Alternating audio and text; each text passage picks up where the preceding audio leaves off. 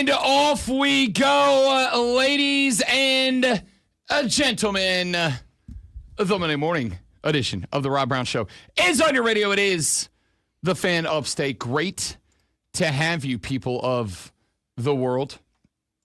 I am Rob Brown, the great one, Lonzo, in the building as well. It is, as always, more than spectacular. Lonzo is a superstar. To be with you this AM.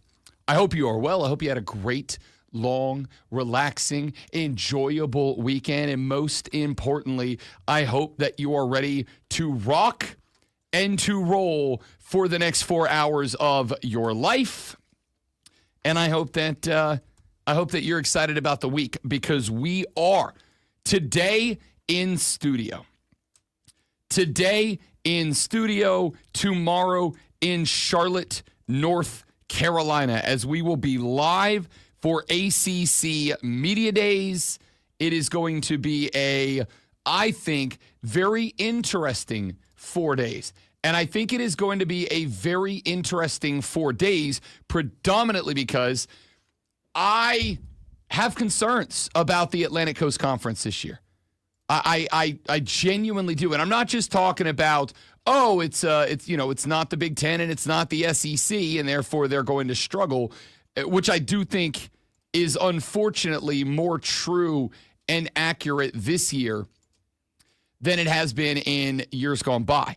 The reason I say that is I think it is going to be a down year, even for a conference that has been stacking down years as of the last couple of years. Now, I do think that there are some bright spots for this conference, and we're going to go over a lot of this today as we get set for ACC Media Days tomorrow, Wednesday, and Thursday, live in Charlotte, North Carolina. I will be live all 3 days. I will be heading up this evening, getting set up this evening, and ready to rock and roll tomorrow, Wednesday, Thursday. Wire to Wire with Cole Bryson and Diesel will be live from ACC Media Days on Wednesday and Thursday. So you're getting 3 days of coverage, 5 live shows, plus whatever other fun and shenanigans we can stack over that period of time. And part of the reason that I'm interested is I want to see what, if any, opinions that I hold today on Monday change over the 3 days that I am up there. There were a few of them that changed during my time at SEC Media Days last week. I changed my opinion around entirely on the Florida Gators. One of the things, as I have mentioned a number of times, is you do have to be very careful about media day events, because they are indeed propaganda extravaganzas. Of course, nobody is going to go to a media days event and is going to say, we'll just be happy to get to 7-5. We'll be thrilled to get to a bowl game. Even the head coach at Vanderbilt, Clark Lee, who I like a lot, I really do. I think if Vandy is ever going to become a threat of any sort, maybe not to win the SEC title game, but maybe annually to have a say in who does, I do think Clark Lee is the guy it takes to get him there. I also think that Clark Lee is the exact type of coach that you want to keep an eyeball on, because I think Clark Lee is the type of coach that does some time at Vandy, gets them to be as competitive as they have ever been and may be capable of being, and then when a team has 2 or 3 consecutive bad years, a big-time program, a power conference program, Clark Lee's the type of guy that those type of conferences, those type of schools in larger conferences, and not that Vanderbilt's not an SEC school, you know what I mean. I'm talking about a blue-collar program, a blue-chip program. He's the type of coach that they go hire away, which is why I am keeping an eye on Clark Lee, because I think that there is a chance down the road that Clark Lee could be the head coach at a Florida State University if they do not get to the next level. Could be the head coach at a university, a program of that size and that amount of history and becomes the guy that is expected to get them back to where they are because he's the type of dude that players are buying into. We're going to keep an eye on that guy. And I think there is some interest in that. But even a Clark Lee at Vandy is going to show up to a propaganda extravaganza and say, yeah, we expect to be a national championship contender. We expect to make the playoffs. There's not an atom in my body that says, let me go drop a dime on a bet for Vandy to make the SEC title game. Like, obviously not. So you got to be careful with these things. But there are some schools that maybe feel like they're right there on the cusp of being a great football program, and they win you over. The Florida Gators are one of those teams. I am afraid of the Mighty Gators of Florida this year. I am growing progressively more concerned that DJ Lagway is going to be a star this year.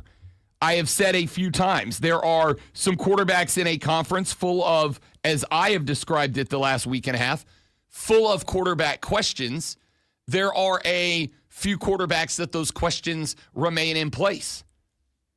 And then there are a few that I go, we know what that guy can be. Not what he will be, but what he can be. And DJ Lagway's in that group. And after having the opportunity to listen to DJ Lagway, to have a very brief conversation with DJ Lagway at SEC Media Days, I can tell you, I think that kid's going to be a stud.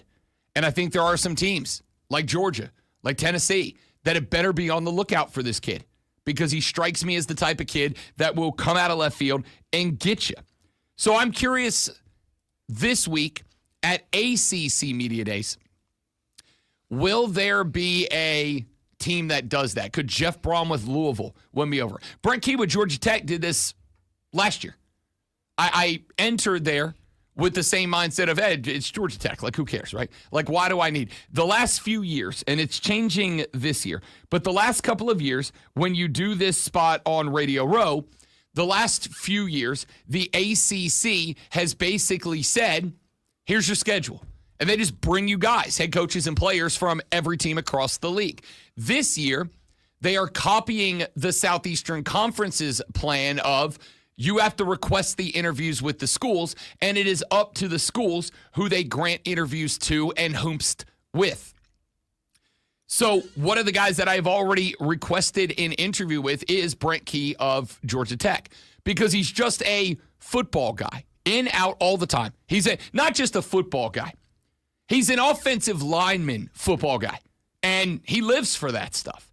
So he won me over, which is why going into last year, I said I'd keep an eye on the rambling wreck of Georgia Tech. Not that I think they're going to be an ACC championship squad. Not that I think that they are going to be impacting the ACC title game, but I think they might be one of those teams that could jump up and bite somebody and catch them by surprise.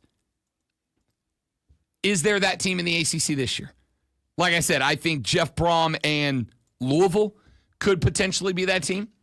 I know that everybody nationally wants to believe that Mario Cristobal and the Hurricanes of Miami are that team. I'd like to, for the ACC's, as much as I can't stand a hurricane, I would love to, for the ACC's sake, both, believe that it is Miami and Mario Cristobal. Steak and eggs for breakfast. Plant that stake in the ground. I would like to believe that that is Miami. Again, I'll believe it when I see it because Mario Cristobal has pooped the bed as hard as any other coach in college football at least a few times over the past couple of years. But could they be in that mix? I don't know. So this 3 days is going to be interesting because I went into the Southeastern Conference believing this conference is going to be good this year, as good as it is every year. And I walked out of SEC Media Days again with the recognition and acknowledgement that perhaps I fell for the propaganda extravaganza.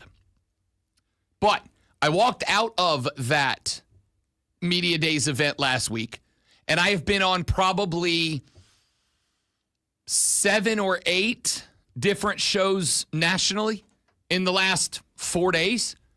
I was on 3 Friday, I think 3 Saturday, and I did one spot yesterday, so I guess 7. And I have said on every one of them. And again, I am not a hot take guy. I avoid hot takes. And I'll tell you why I avoid hot takes. Because hot takes, if delivered into the hands of the right media dude, hot takes can bite you squarely on the old Rudy Patootie.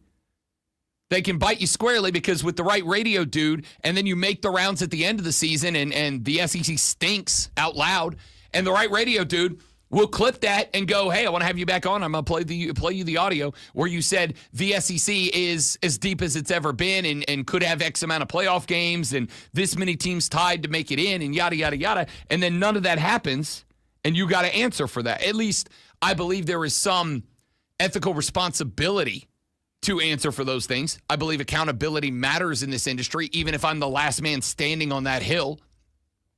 So I have said, with that acknowledged, over the past handful of days on at least 7 different shows off the top of my head, plus a handful I did from Media Days, I honestly believe that this conference is as deep as it has been in my lifetime.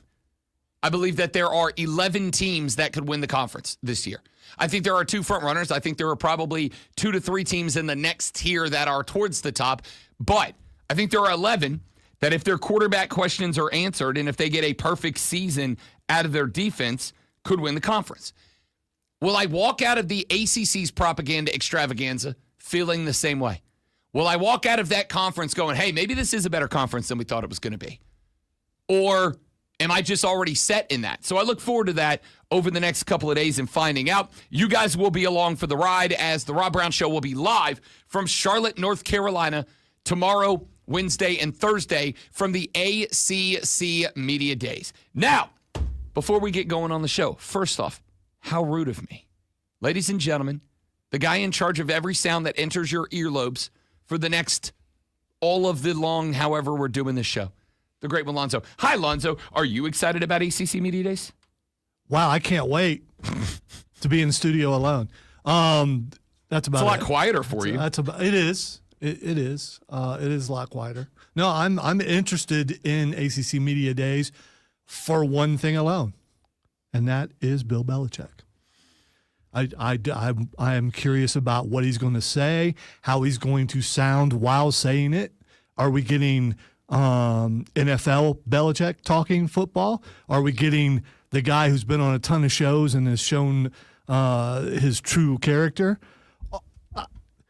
What's the media frenzy going to be about? And will Dabo be jealous? There's a lot of things that I'm looking forward to. Yeah, I think honestly, and you're going to get to witness it firsthand. I think interesting might be, intriguing might be the best way to describe the next 3 days. I think that's more than fair. I think intriguing might be the correct adjective to hurl at ACC Media Days, because there is, with the exception of the Clemson Tigers, there is not, at least right now, in the eyes of the national media, and we all know what that means, in the eyes of the national media, as of right now, there are no national championship aspirations for the Atlantic Coast Conference outside of the Clemson Tigers. Even those Miami Hurricanes that we have talked about, I have seen preseason playoff prognostications that don't include Miami at all. Like, even if they get to and play Clemson in the ACC title game, which I think is very possible. I'm not ready to say probable, because I think with Kevin Jennings running it at SMU, running it back at SMU, a guy who got there last year, I kind of expect not that this ever happens, but right now today, I kind of expect a run-it-back ACC championship game as well, SMU v. Clemson Volume 2.0. So when I look at this conference overall, I do not have high expectations of the conference, much like most in the national media. The question I do have is, will anybody change my mind on that the next few days? Some of the opinions I walked away from SEC Media Days with, I walked away with not even because of a conversation from a coach or from a player, but because I may have talked to 3 or 4 different people from different markets about teams not in their market, and have them all kind of said, this is why I'm excited about this team. And they have 2 or 3 different opinions that all kind of line up with each other. And I go, well, I was already interested in that story too. Now I'm very interested in that player, in that scheme, in that new coordinator, in that new head coach, whatever the case might be. So I think it's fair. And we're going to talk more about that because over the course of the show today, we will do a bit of an ACC season preview before the propaganda extravaganza the next 3 days. And then on Friday, we'll circle back around to today's show and we'll see what, if anything, changed. We'll see if our opinions on the hoodie changed one direction or the other. If our opinion that Clemson is it for this conference this year changes in one direction or the other. If my thought that, I think FSU has a bounce back season. I don't think a bounce back is any better than like 8-4, but bounce back nonetheless. We'll see if that changes or if I leave this going, I think they got a bunch of dudes out of the portal that are trying to get paid again. And it's going to bite them in the patootie one more time. We'll see. So stick around for that. I'm looking forward to the next 3 days. When we come back here in just a minute from now, we are going to do a lot of college football in the 7 and 8 o'clock hours. We're going to do a lot of stuff outside of that. One of the things we have to get to, I don't know if you have recognized this. Some of you maybe have not been paying attention. Scottie Scheffler's real good at golf. But there was an interesting debate about Scottie Scheffler that started to form last week due to an opinion that he had. And he kind of added on to that as he sat at the post-tournament press conference table yesterday after picking up the claret jug. And I want to talk about Scottie Scheffler for just a minute. Because, well, Scottie Scheffler said last week, hey, winning isn't everything to me. Like, it's nice, but it ain't the end-all, be-all for me. And a lot of people slap back about that. I actually think that's a dude that your kids should consider a role model. And I'll make that argument for you when you come back. I'm Rob Brown. He's Lonzo. The Rob Brown Show is on your radio. Ladies and gentlemen, it's the Fan Upstate. You see. All right, guys, quick live, and we're coming back. Stay right there. Good morning, Trey, Brandon, everybody else. Don't go nowhere.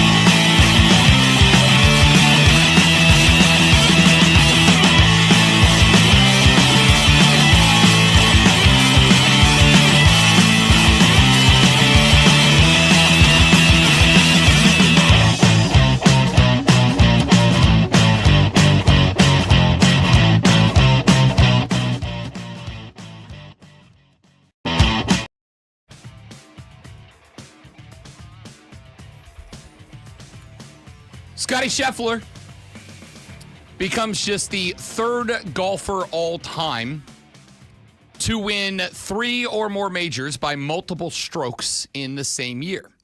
Scottie Scheffler yesterday, in claiming the Open Championship, also had the exact same number of days between his first major championship and his fourth major championship as Tiger Woods. He is on pace to match Eldrick, Tiger Woods. The point of that is that Scottie Scheffler's like real good at golf. Last week, there was kind of an interesting conversation around Scottie Scheffler. The interesting conversation came from and because of a clip that was making its way around from Scottie Scheffler. In the clip, and I will paraphrase it for you, but in the clip, Scottie Scheffler says, hey, look, winning's fun. Like, it's great, but I don't get like a sense of purpose out of it. It's a nice thing to do, but it's not like it changes my life. I enjoy it for a few minutes, and then I kind of move on past that. Scottie Scheffler said effectively, winning is great, but it is not the end-all, be-all that a lot of people make it out to be. And I think that a lot of people reacted to that because I do think that we are to some degree told that if you don't have the Mamba mentality, that winning matters more than anything and everything else, that you can never be amongst the greats at whatever it is that you do. But I think the comments of Scottie Scheffler were to some degree misconstrued. Here is what Scottie said at the podium after winning the Open Championship yesterday.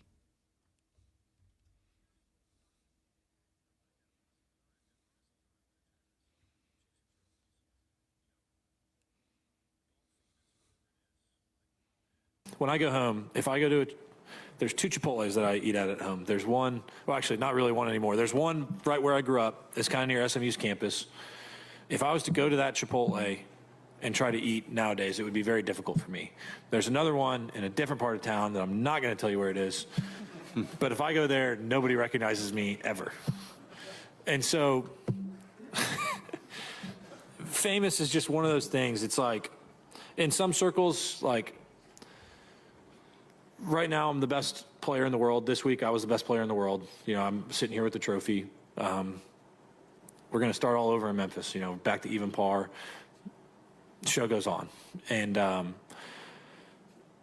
it's hard to describe what it feels like because, yeah, I don't feel any different because I've won a golf tournament. You know, this is not the be-all, end-all for me, but I'm extremely grateful for it. I mean, I have, kid you not, I have worked since I was 2 or 3 years old to have a chance to play professional golf for a living. And now I've been able to win tournaments that I just dreamed of playing in. And it's an amazing feeling, and I'm so grateful to be able to live out my dreams. But, you know, like I said, my faith in my family is what's most important to me. And I try to live as normal a life as possible because I feel like a normal guy. I have the same friends I had growing up. I don't think that I'm anything special just because, you know, some weeks I'm better at shooting a lower score than other guys are. So Scottie says, number one, and I think the biggest takeaway from all of this is big Chipotle guy. And for the record, me too. Big Chipotle guy. If Scottie shows up at the Chipotle across the street, chances are no one knows who he is. I get that's hard for you to fathom because you're such a golf fan. No, you're actually, and I'm glad you are because it makes me feel like I'm on to something here. You're actually getting to the second of a 2-part conversation that I wanted to have about Scottie Scheffler. And that one's more about the golf world. So I'm glad you got there because that tells me that I'm on to something here. All right? The old sports story sniffer is working pretty well. Because I don't think you're wrong, but I think that there is a takeaway from that. What I want to start with on this is the personality of Scottie Scheffler. And the fact that last week I heard a number of people, and I'm not going to name drop any of them, but some that I'm very, very close to, wink, that it sounded as if, and I do not want to put words in mouths, but it sounded to me as if a lot of them were almost judgmental of Scottie Scheffler with the attitude that he had last week of, like, winning's fine. Like, great, I want to win. But, like, it's not everything in the world to me. It's just kind of part of the process, right? He doesn't attack winning the way that, again, some of the all-time greats at their sports have. And we obviously, more often than not, use Kobe Bryant as that take. We kind of use him as the standard bearer for intensity because we've heard all of the stories about how much this cat wanted to win. My favorite story, mainly, and actually I shouldn't even say mainly, only because it was told by Paul Gasol, was at the Olympics when Team USA was taking on Team Spain when Paul Gasol was playing his international ball. And the story went that the first time that the Americans matched up with the Spanish, Kobe said to the rest of the American team, I know what play they're going to run, and I'm telling you, when Paul Gasol sets a high screen, I'm going to run through that mother chest. And he did. That's his teammate. They were on the same team with the Lakers. But Kobe ran through Paul Gasol like Paul Gasol did the dirty with his mama the night before. I mean, just like he hated him. And that is one of those things that I think for a lot of us, we go, whoa, bro, too far. But even Paul Gasol, when he told the story, was like, that's Kobe. Like, that's what you take it or you leave it. Scottie Scheffler doesn't have that mentality. Now, in fairness, it's golf. It's not a team sport. It is at its core, though I know we've had disagreements about this, it's not even a sport where you are out there competing with the other golfers. It's you versus yourself and you versus the course. But Scottie Scheffler goes out there and he just does his thing. Winning does not define me. Like, it's nice. I'm doing my best. I'd like to win. But at the end of the day, if I don't win a tournament, it's not like I'm going to go home and be like, oh, I suck. I hate myself. Whatever. And if I win a tournament, it's not like that energy sustains me for weeks and weeks and weeks. He goes, hey, it's nice for a few minutes, and then you put the trophy away, and it's on to the next thing. And I actually think that is a mentality that, to some degree, more of us should have. Scottie Scheffler said, I do not define myself by golf. I do not define myself as being a golfer. Yeah, right now I'm the best golfer in the world. Right now I'm on top of the game. But that could change in an instant. That could change tomorrow. That could change next week, next month, next year, next decade. Who knows? So I'm grateful for it. I'm going to enjoy it while I have it. But it ain't the end of the world. And I think more of us kind of need that mentality. I think it's a good mentality to have. Why? Because you, to some degree, take the pressure off of yourself a little bit. I'm not saying you shouldn't strive to win. I'm just saying if you don't, it shouldn't be like, oh, I suck. I'm a failure. I will keep it a buck with you. I struggle with that all the time. Lonzo has seen me, I don't know how many times, countless times in the 4 years we've been together on this show. How many times have I finished the show and been like, that show sucked. I sucked. That was awful. And slammed the lap shut. No, Chris, I don't slam it shut. Just like I close it with intent. Yeah. Why even bother saying that? I close it with intent. He knows you just as well as I do. So it's been a handful, but yes, it has happened. I get it. And I also know that when that happens, I have to, at some point in that day, remind myself, hey, dude, you got another shot at this tomorrow. Be better tomorrow. How many times? You know what you don't do, though, and no one does this, really, when the show's over, go, that was the best show we've ever, oh, my gosh, I can't believe that we did that. That was so good.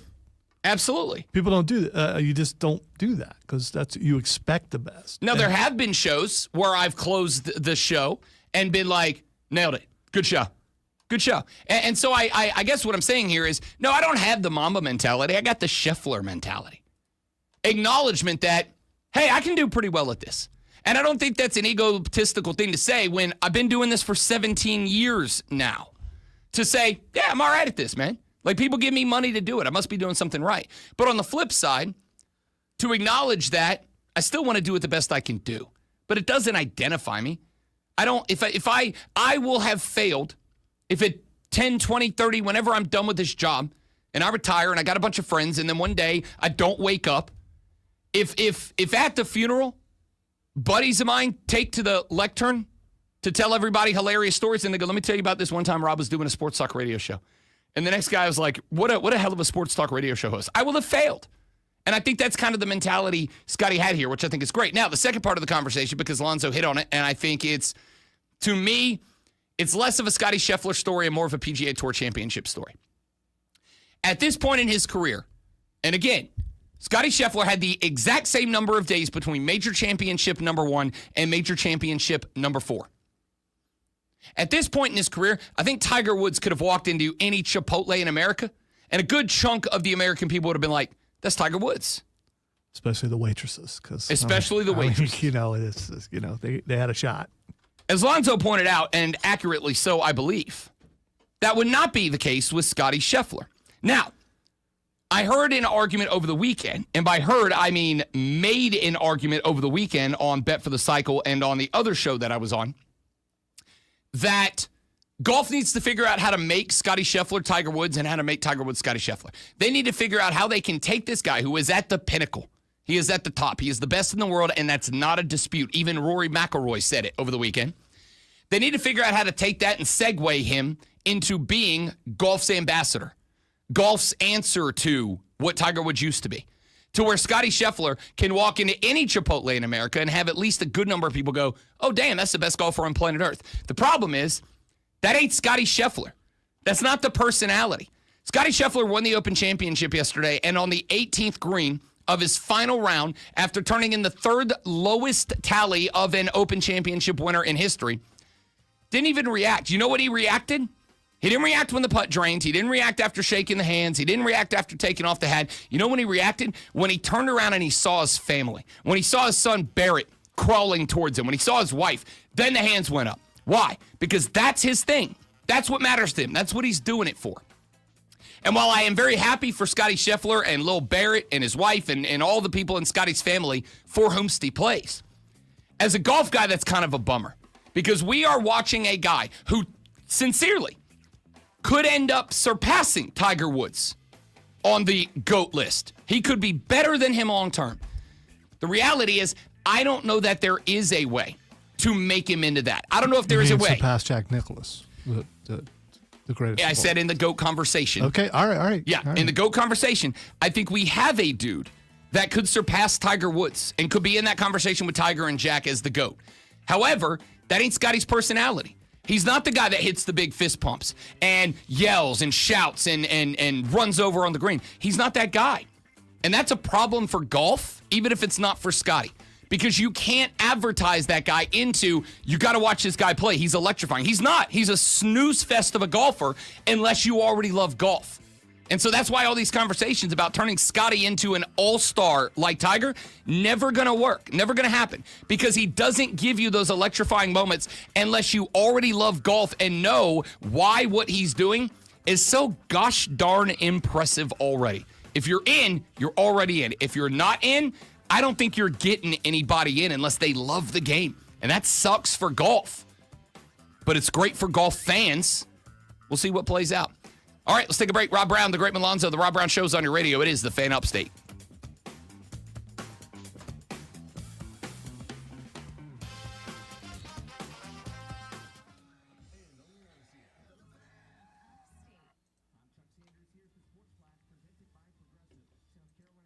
It is a great take, Jacob. I agree with you. He is playing without any pressure. And I'm sure that he is, to some degree, a massive beneficiary of playing without any pressure. By the way, to expand on that, I would say you take the top 10 golfers and have them go in somewhere not at the same time, because then it would look like, why all those guys coming in at the same time, and people wouldn't recognize them. I know you're saying it's not just a problem with the guy at the top. It's a problem with marketing a bunch of people. I don't think you're wrong. I mean, if I saw Rory, I might go, is that Rory? I mean, and Fleetwood, I recognize him. No, you'd recognize his hair. Well, yeah.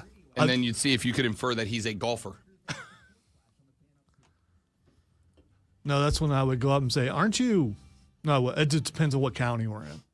Certain counties, he would just look like everybody else. He would blend really well.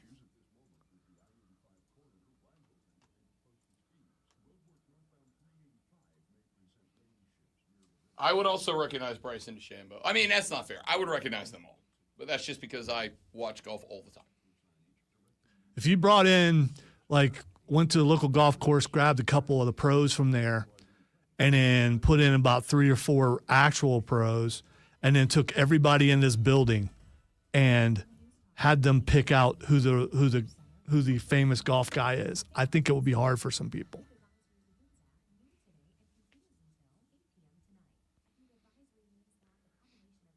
I don't know if we should add salespeople because that's probably all they do is golf.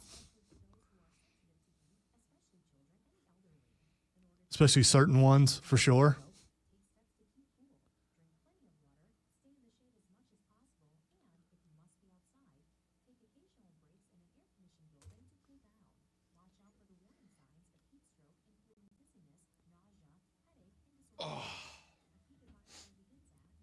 The struggle ain't no joke today, boys. Which is dumb because I was out at 10 o'clock last night. It's the earliest I've been asleep in a long time. Wow. I wonder if you can. There's a lot of yourself. misspellings today, I so know. I thought that would. And I'm wondering if it is possible to train yourself to run on like two short sleeps throughout the night. Scratch that, throughout every day. To where if you do get a full night's sleep, it's like detrimental. Or if this is the body just reacting to actually getting a good night's sleep. I was going to say, I went to bed around 10, but I woke up like 4 times. Yeah. But I also ate chocolate before I went to sleep, which is a bad move. So I was just dream after dream after dream and kept waking up. But I feel pretty well rested. Yeah. As opposed to only sleeping 5 hours and then I'm exhausted, which is what you do all the time. You sleep 4 or 5 hours. And that's, yeah, but like I've been doing that for years. yeah, but it does catch up with you. That's eventually. what I'm saying. Like, I wonder if this is like the beginning of the end for me. The wife and I yesterday, it was for a free day, and because she won't get home from work before I leave for Charlotte Day, it's the last time I'll see her till Thursday. So we're like, let's have an us day. We went and we got daytime margaritas for lunch. We went back home, went out for a little while, and then last night we found downtown, I didn't know this existed, this old speakeasy called Vault Invader, and it is built into the bottom floor of one of the old buildings in Greenville. It's called Vault Invader because it's built into the bottom floor of an old bank, and it still has the original bank vault and original elevator from the bank from the early 1900s. And it's a very, like, it's a speakeasy vibe, like it's Edgar Allan Poe stuff all over the place, whatever. Absolutely fell in love with it. And we had like 3 cocktails over like a 2.5 hour conversation. And then we went home, and I was out in like on the fly, like 10 o'clock. And I did not wake up until the alarm went off at 3:45 this morning. Did you actually eat food in there somewhere? You can. No, No, we did ate you? Mexican for dinner. Okay, I And we was were just gonna wondering do- if that's what that added to you we falling did asleep Mexican so food quick. and margaritas in the daytime. And we were going to do like a small bites dinner at this place because they have like charcuterie boards and stuff. But like by the time we got there, I wasn't hungry. I was like, nope, I'm going to have me a couple of Pim's cups and call it a night. So I went home and I crashed, and I'm just like, I wonder if that is part of the reason that I'm like struggling a little bit right now. Is Well, that you're I also slept more trying than to I'm catch used up to. from last week. Also that. Yeah. That's not unfair. And then you're getting ready to go again. Probably not as hard as you did last week, though.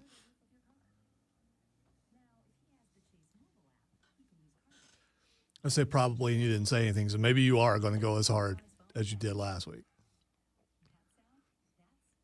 Maybe you get Diesel and Cole to stick around, and you guys just do a crawl or something. I don't know.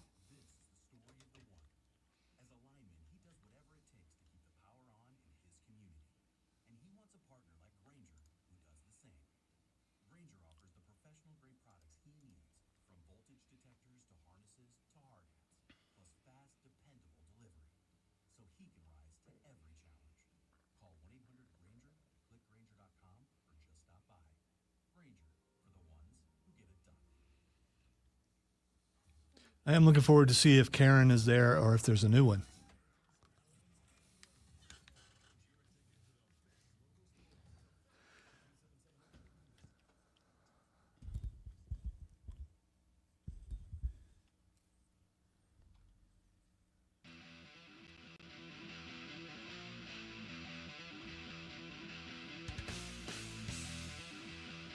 I would like to ask you all a question.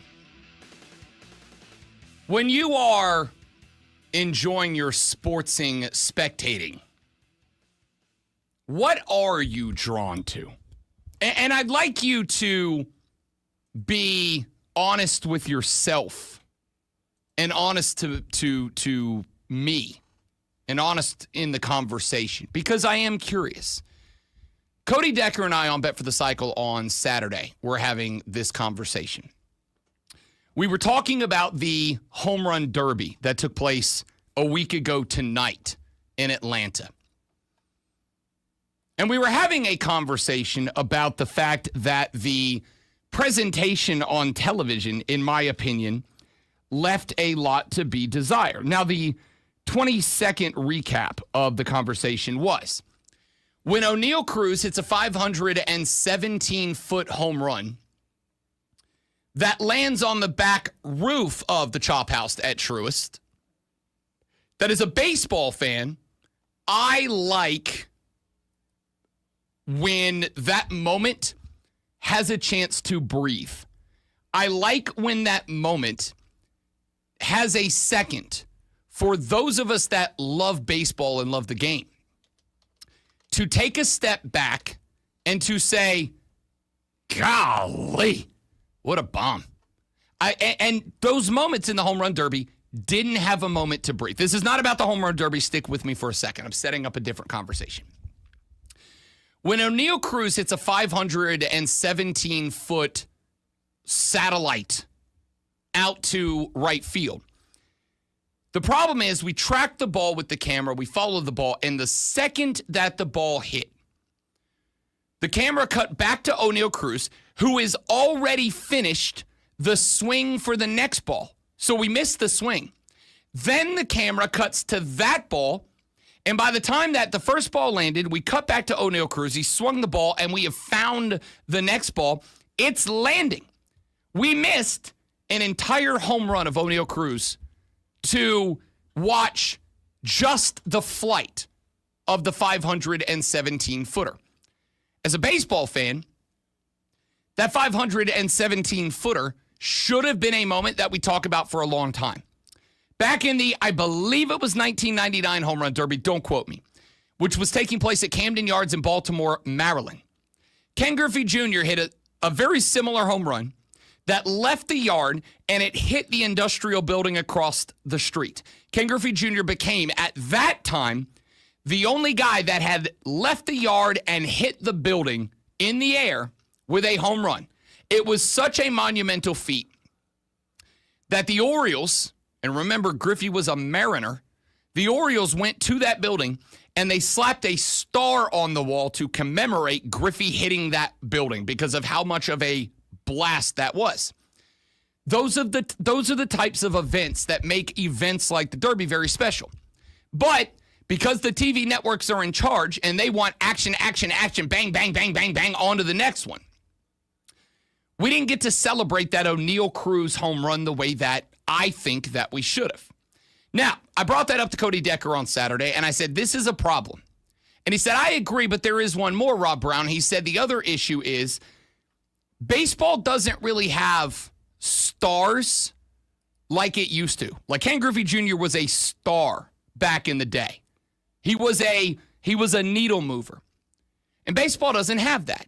Cal Raleigh might be on his way to becoming that, but we are halfway through his breakout year. And while there is more notice about the big dumper than there ever has been, I don't think if I went to downtown Greenville and asked 100 guys on the street, who's the big dumper, I'd bet well more than half of them are going to be like, hey, Greenville police, there's a weird guy asking people about my booty out here on the streets. Although some of them may tell you, well, if you go around this corner. There's also that. So, I mean, you know. There's also that. You're on a weird side of town, but I get it.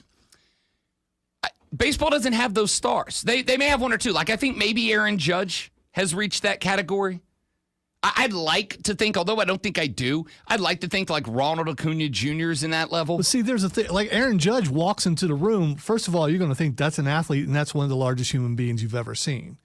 So, I mean, he's stand out just from his size. I agree, but like the difference between a star and that dude's an athlete, is dude walks into the room and a good chunk of the people go, that's Aaron Judge. Like, that's Aaron Judge. Ken Griffey Jr. could have walked into a room and people would have gone, that's Ken Griffey Jr. Like, that's the kid, right? So there's an element to that I do think was damaging to the home run derby, because most of the guys in that derby are not American sports superstars. And there's a lot of different reasons. This is where I think the conversation kind of gets a wee bit complicated to have. Number one is baseball. And that's our second at absolute best and maybe third favorite sport. When we talk about golf and Scottie Scheffler, that's like our fifth favorite sport nationally. So it's already difficult enough when only a percentage of Americans are fans of the sport. It is even harder to get somebody who transcends the sport, that becomes bigger than the sport. And the reality is that's not natural. That doesn't happen very often. There is a unique mix and blend of character attributes that make that happen. One is, I think, the athlete's just got to be different. The athlete's got to be something we have never seen before. The athlete's got to be a different breed of cat. Ken Griffey Jr. clearly was a different breed of cat. Tiger Woods, different breed of cat. These guys stood out for reasons beyond them being the best in the world at what they did. Ken Griffey Jr. was a young cat. He was cool. He had the chains. He had the backward baseball cap. He had the untucked jersey. These were all things that made him different from a world of baseball that at the time was a lot more stuffy and stodgy. It was a lot, again, this was the guy that inspired me to take my cap and put it backwards during batting practice when I was playing Little League and high school league ball. And my dad, who was from a previous generation of baseball fans, was like, I will sit you before I allow you to wear your hat backwards, right? That's not even a conversation today. Today we're like, who the hell cares? Are you good at baseball? Yeah, put your hat on whatever. Don't wear a hat. Put it on upside down. Put it on like a rally cap so it's a mohawk. Who the hell cares? So you got to stand out. Tiger Woods stood out. And if we're being intellectually honest with each other, Tiger Woods stood out because he was a minority in a game that was dominated by white guys. He opened the door to a demographic of people that had zero representation in the game to that point, and certainly no representation in a dude that dominated the game. Therefore, Tiger Woods organically became a star. I have heard these conversations about, well, baseball needs to generate more superstars. Golf needs to generate more superstars. The reality is you can't organically generate a superstar. Superstars reveal themselves. You don't make a guy a star. In fact, if you try to make a guy a star, you will do more damage to your sport than you will if you just let the stars come to you. Because what happens, and Lonzo and I can attest to this as wrestling fans, because everything's professional wrestling. What happens, great one, in the land of professional wrestling when professional wrestling decides that they are going to choose for us who the next face of a company is? More often than not, that person gets pushed back. That person gets pushed back from the crowd. We don't want this guy as our star. Now, sometimes it ends up working out. Roman Reigns is the illustration, but I have had this argument with Zoe before. When WWE spent years pushing Roman as a good guy, he never got over. The minute that they just let him go be an ass kicker, not a good guy, not a bad guy, just a guy who kicks ass of those who needs ass kicking, Roman Reigns became the face of professional wrestling as a whole. I don't want to ruin the segment. You mean the minute they changed the writing? So, I mean. Right, but they changed it from what to what? Hey, this guy has veneers and blue eyes. Just so America knows he's your blue-eyed babyface, we gave a Polynesian Samoan man blue eyes. I didn't know that. I don't. He wore blue contacts for like 3 weeks. Yeah, and everybody was like, what the hell is this? I don't remember that. I very much do, because my mother texted me and she's like, yo, hey, who's this guy? And I was like, Mom, relax. He's got brown eyes. Chill out. All right. But the point is, they literally made him a blue-eyed babyface, even though he's a Samoan man who do not have blue eyes. Right. When they pushed Roman as, this is your hero, this is your champion, this is your babyface of babyfaces, we as wrestling fans pushed back. And then they said one day, what if we stop trying to make him a babyface? And what if we just say, go be champ, go beat ass? When that happened, he became the most over guy in years. It is the same in every sport. This is why wrestling works, because it is an illustration. It is a prism through which we look at the rest of everything in the world. When you try to force a babyface, a champ, a superstar, if the crowd doesn't want that guy for whatever reason, there's a big pushback. Bryson DeChambeau is another illustration.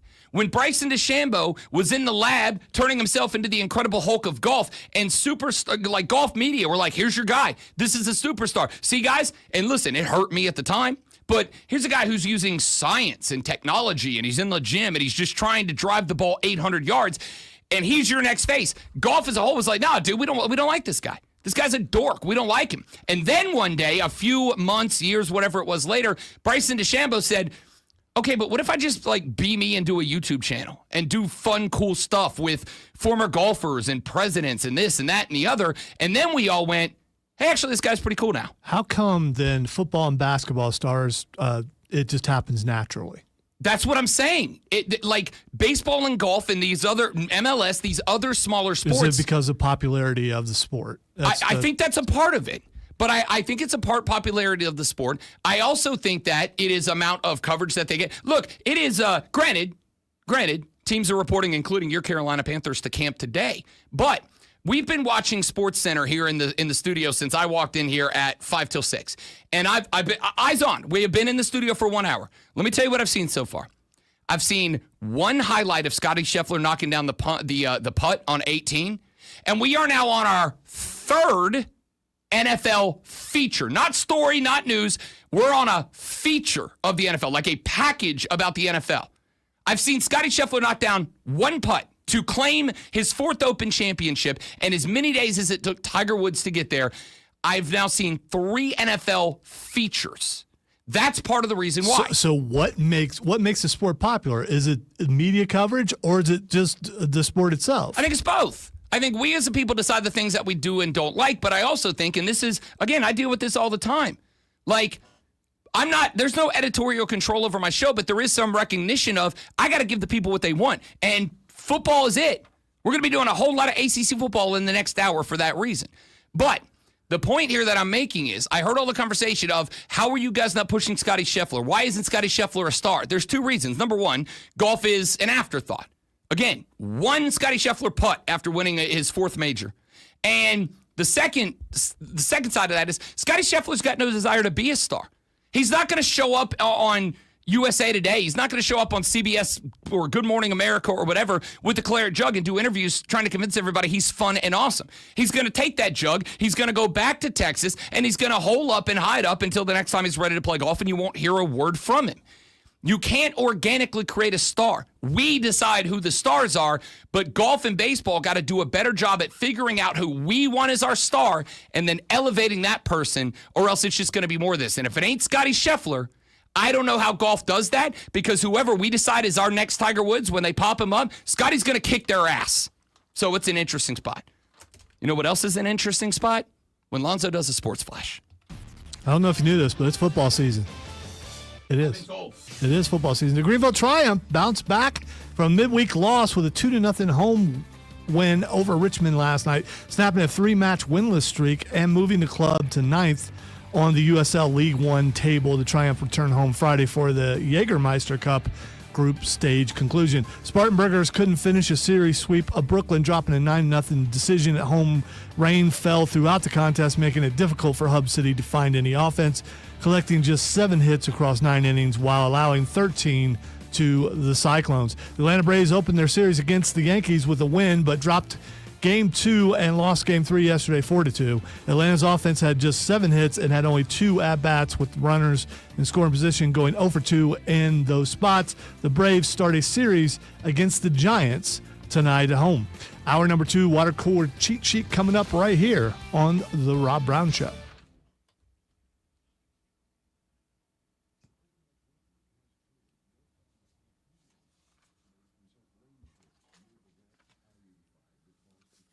The world is that?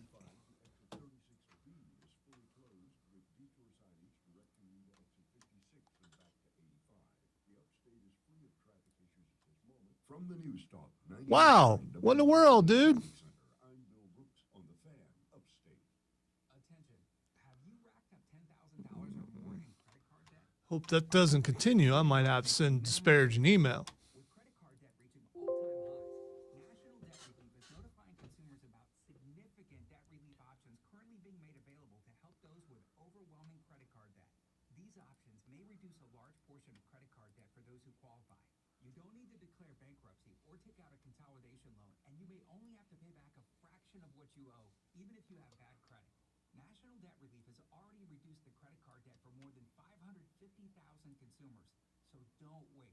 If you owe $10, $20, or even $100,000 in credit card debt, you can now take advantage of this financial debt relief as the cost of living continues to skyrocket. To check what debt reduction you may qualify for, call 800-317-2244. 800-317-2244. Again, that's 800-317-2244.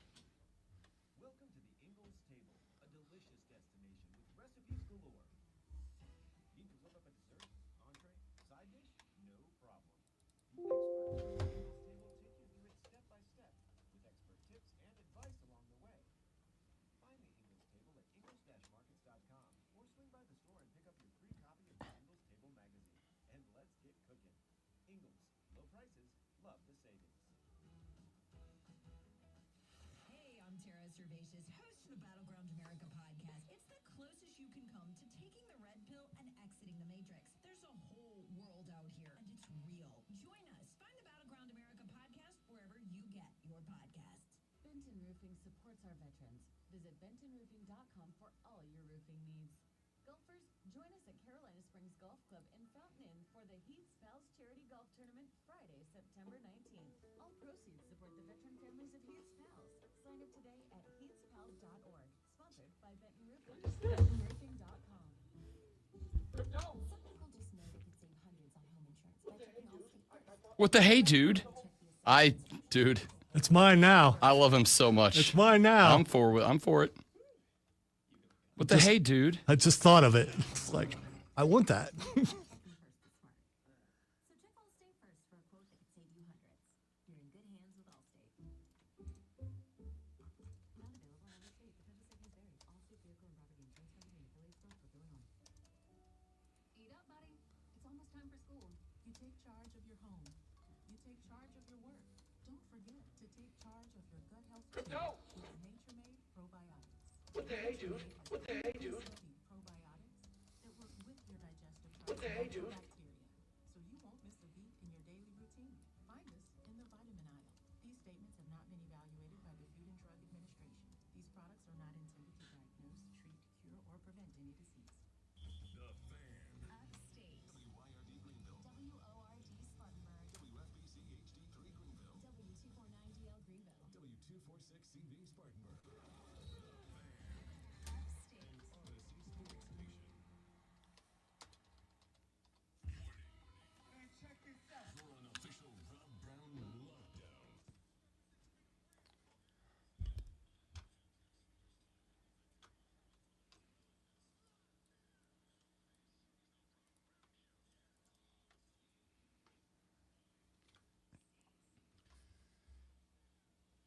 The Rob Brown Show. What was that?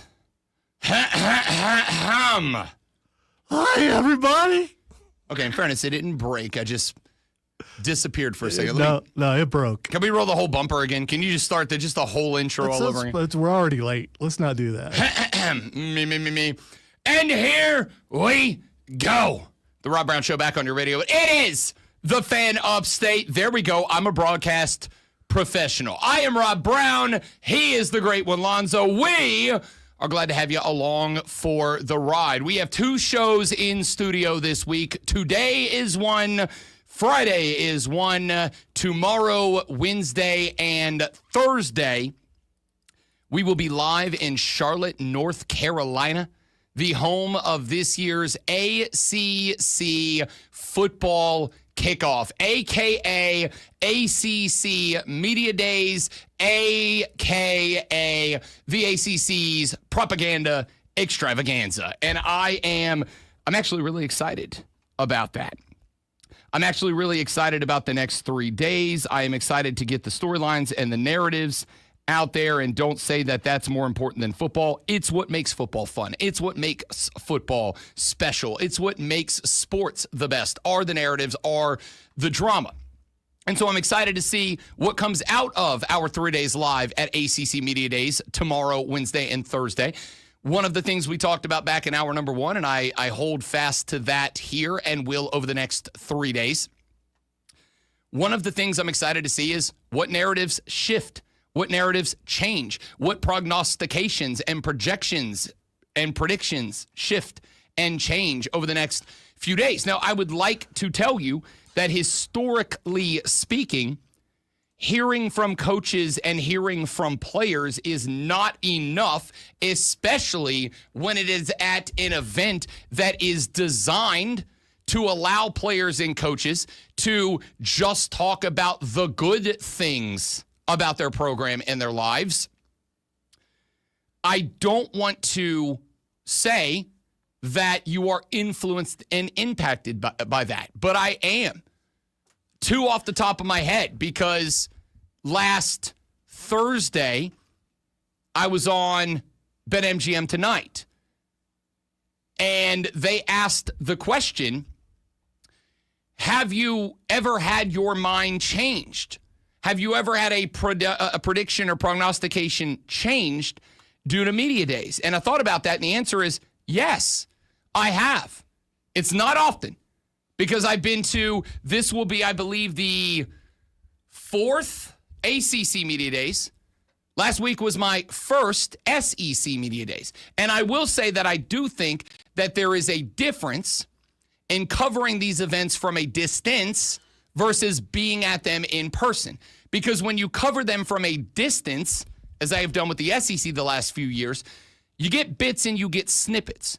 But what wins me over or takes me out as far as who I'm in on, who I'm out on, whatever, it's not about what they say. It's not about how they say it. It is more about the presence. It is more about the delivery. It is more about I hate to use a word the kids are using right now. It is about the aura that is put on display. I talked about this with the ACC a number of times over the course of the last year. Brent Key won me over. And it is for no other reason than Brent Key's aura, the way he presents himself, handles himself, the way that he speaks and delivers his message. It has been for me impressive to watch, to hear, to pay attention to. DJ Lagway at the University of Florida, Lenoris Sellers for South Carolina. These are two dudes that over 4 days last week, I really should say over like 6 hours each last week, I watched win over the crowd. I heard at least one dude on a nationally syndicated podcast who is like a known football dude. I watched him change his take on, listen to him in real time, change his opinion on Lenoris Sellers. At the beginning of the week, because South Carolina was on Monday, at the beginning of the week, he was like, yeah, I think South Carolina's going to be fine. I don't think they're necessarily in the hunt for an SEC title, but I think they could have an impact, blah, blah, blah, blah, blah. And then after I listened to a sit-down interview that he did with Lenoris and listened to him talk a little ball with Lenoris, I heard him later in the week say, I would not be shocked. I would not be shocked to see Lenoris Sellers and the Gamecocks find their way in because of how confident and charming and personable Lenoris was. Because he did not seem like a standard quarterback who's just like, oh, I want to go out there and play the best football I can and be a great leader, which a lot of guys did. But Lenoris and DJ Lagway, when you talk to them, they just win you over. And while that obviously doesn't mean a damn thing when it comes to playing football, I think you can take a lot away from the demeanor of a person when thrown into the meat grinder, and media days are a meat grinder, the way they handle themselves and carry themselves. And these two dudes carried themselves well. I'll give you the opposite.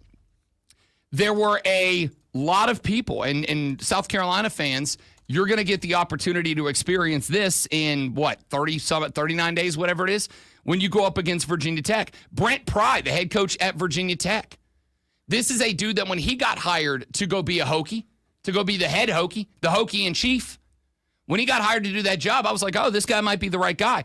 And last year at Media Days, when listening to Brent Pry, kind of the opposite. I was like, this dude doesn't give me that like authentic, genuine feeling of a dude who has it in him to be a guy to elevate this program back to where it used to be under Shane's dad. It was the opposite.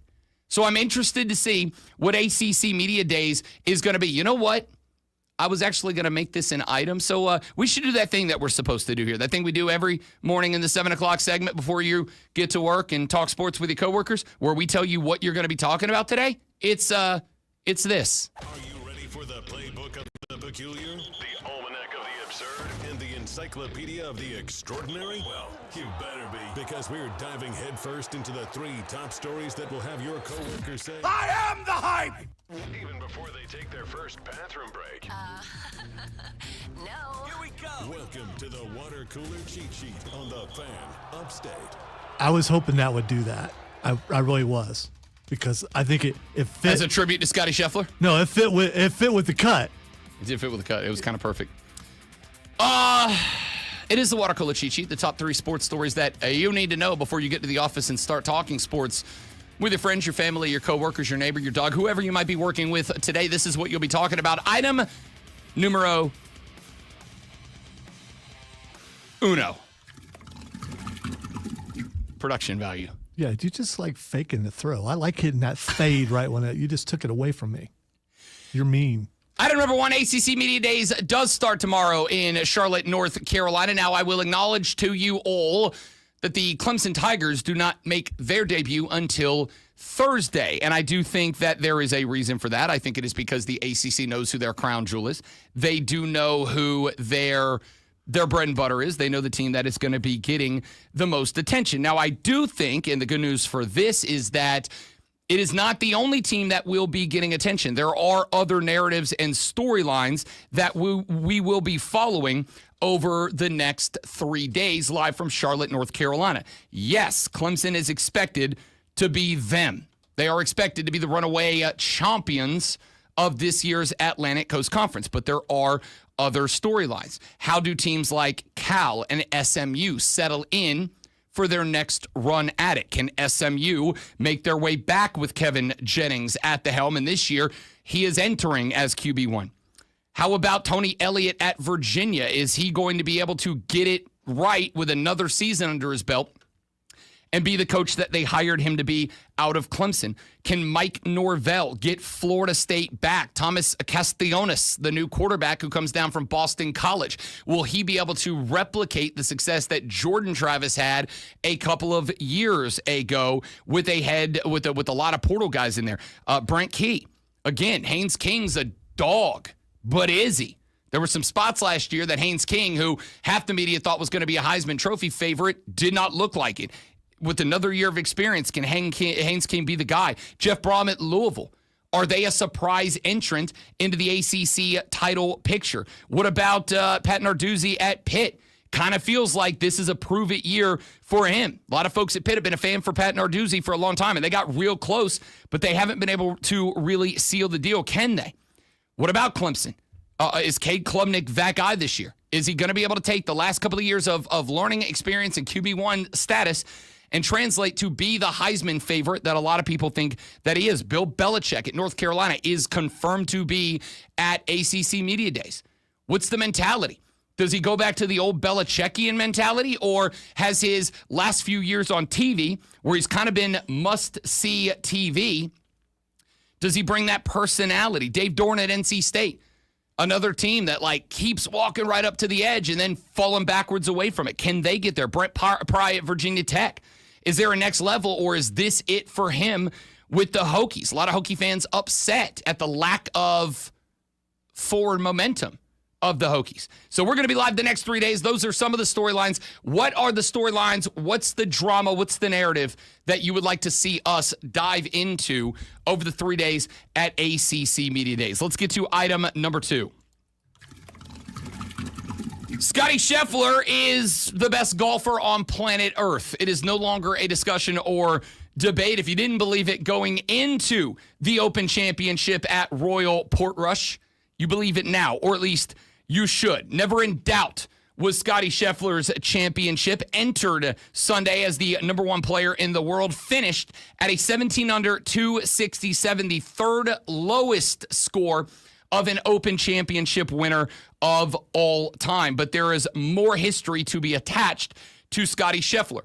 He is just the 4th player in Open Championship history to shoot 68 or better in all 4 rounds. Colin Morikawa did it in 2021, Heinrich Stenson did it in 2016, and Jasper Parnevik did it in 1994, the only other guys to do it. Scottie Scheffler is also just the 3rd golfer in PGA Tour history to win multiple majors by double-digit strokes or more in the same year. By 4 or more strokes in a single year. But listen to the names that have done that. Ben Hogan, Tiger Woods, Scottie Scheffler. That's it. That's the list.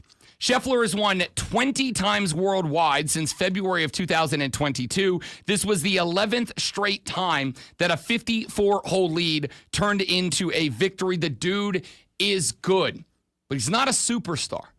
He's not a nationally recognized superstar of his sport, despite the fact that he is dominating. And I would make the argument that, with the exception of baseball, which has obviously become a much more international sport than it ever has been at the MLB level, Scottie has to do it against everybody in the world, and he keeps on doing it.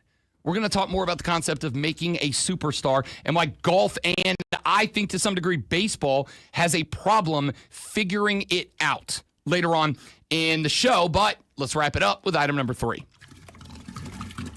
21 points for Con Knippel, 15 points for Ryan Kalkbrenner. Last week we played you a clip from Paul George. I was blanking on who it was. From Paul George, who said that at 37 years old, he would not go to Charlotte because they do not have a winning culture, and that he believes that a player of his age, and I don't think this is unfair, that a player of his age, his career's over if he goes to Charlotte. There's no more trophies, no more rings, no more banners. You just kind of disappear into the ether.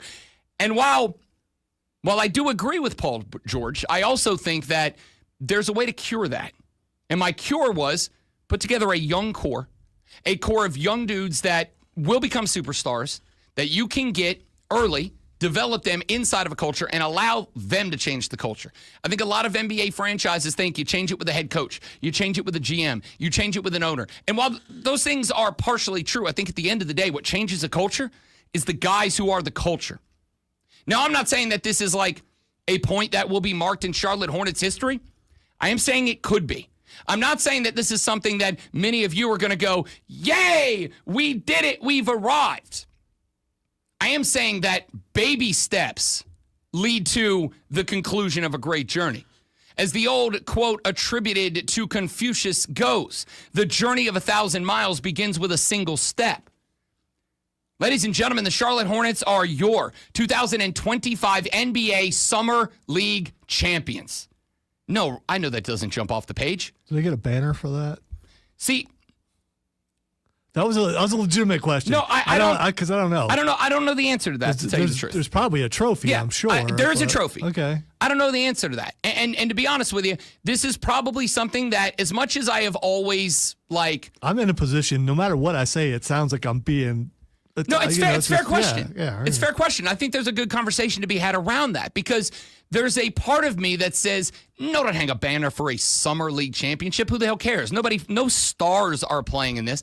But on the flip side, while I would not hang a banner for it, I do think I celebrate it.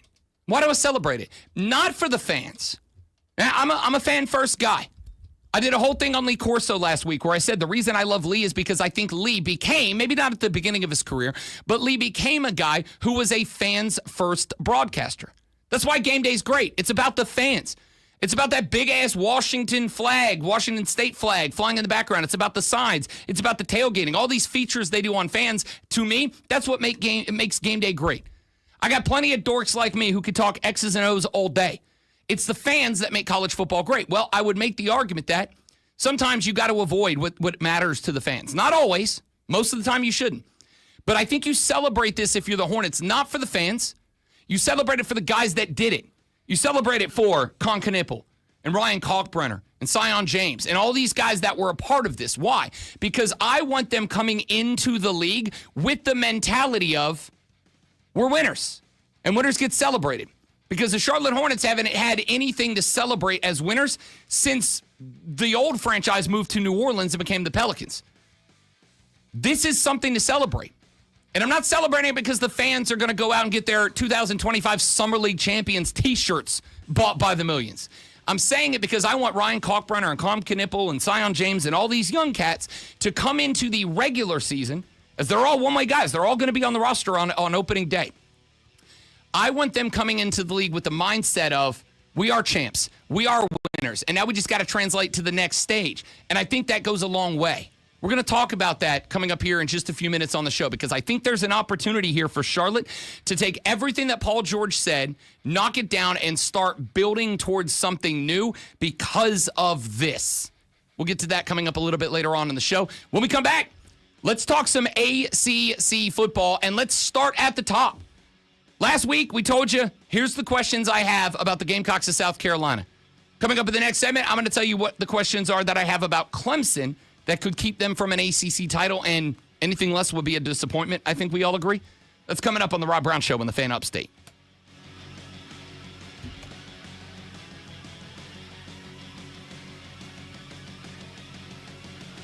Good morning, Jersey Joe from Ocean Isle Beach.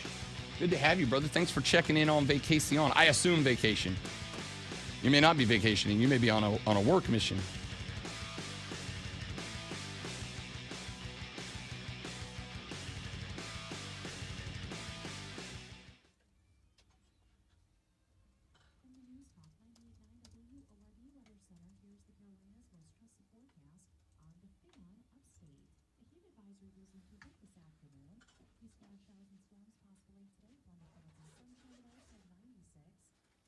Give me just a second, guys. I got to knock something out. We'll be right back. Don't go nowhere.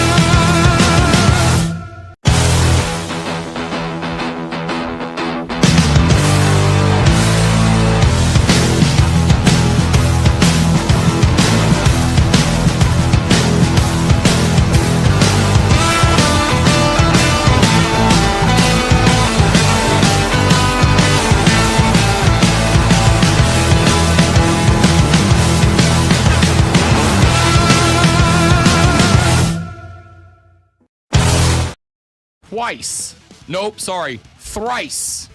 from ACC Media Days this week. Tomorrow, Wednesday, Thursday, we'll be live in Charlotte, North Carolina at the ACC football kickoff, and I am genuinely looking forward to that. One of the questions that I have for y'all about the next 3 days at the ACC Media Days is this.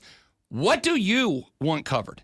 The SEC, I think, was so deep, with so many narratives, so many storylines, and on top of that, provided us with a few more. I have talked about the concept of the quarterback class in the SEC at length now, and will continue to, because it is, to me, it is the biggest narrative on the books about the Southeastern Conference this year. Who steps up? What QB1 becomes him this year? Is it DJ Lagway at Florida, Lenora Sellers at South Carolina, Diego Pavia at Vanderbilt? Or is it one of the other guys that we have more questions about because we haven't seen a lot of them yet? Is it John Mateer? Is it Jackson Arnold? Is it Arch Manning? Fair questions. That narrative, to me, even though we had kind of discussed it, hinted at it going into SEC Media Days, it jumped off the page during Media Days. Because as I listened to interviews and questions and yada, yada, yada over the course of the 4 days that we were there, everybody was asking that question. It wasn't really the narrative going in, but it kind of became the narrative about halfway through. What is that going to be at ACC Media Days? What is the narrative? Here's another one that I'm interested in following.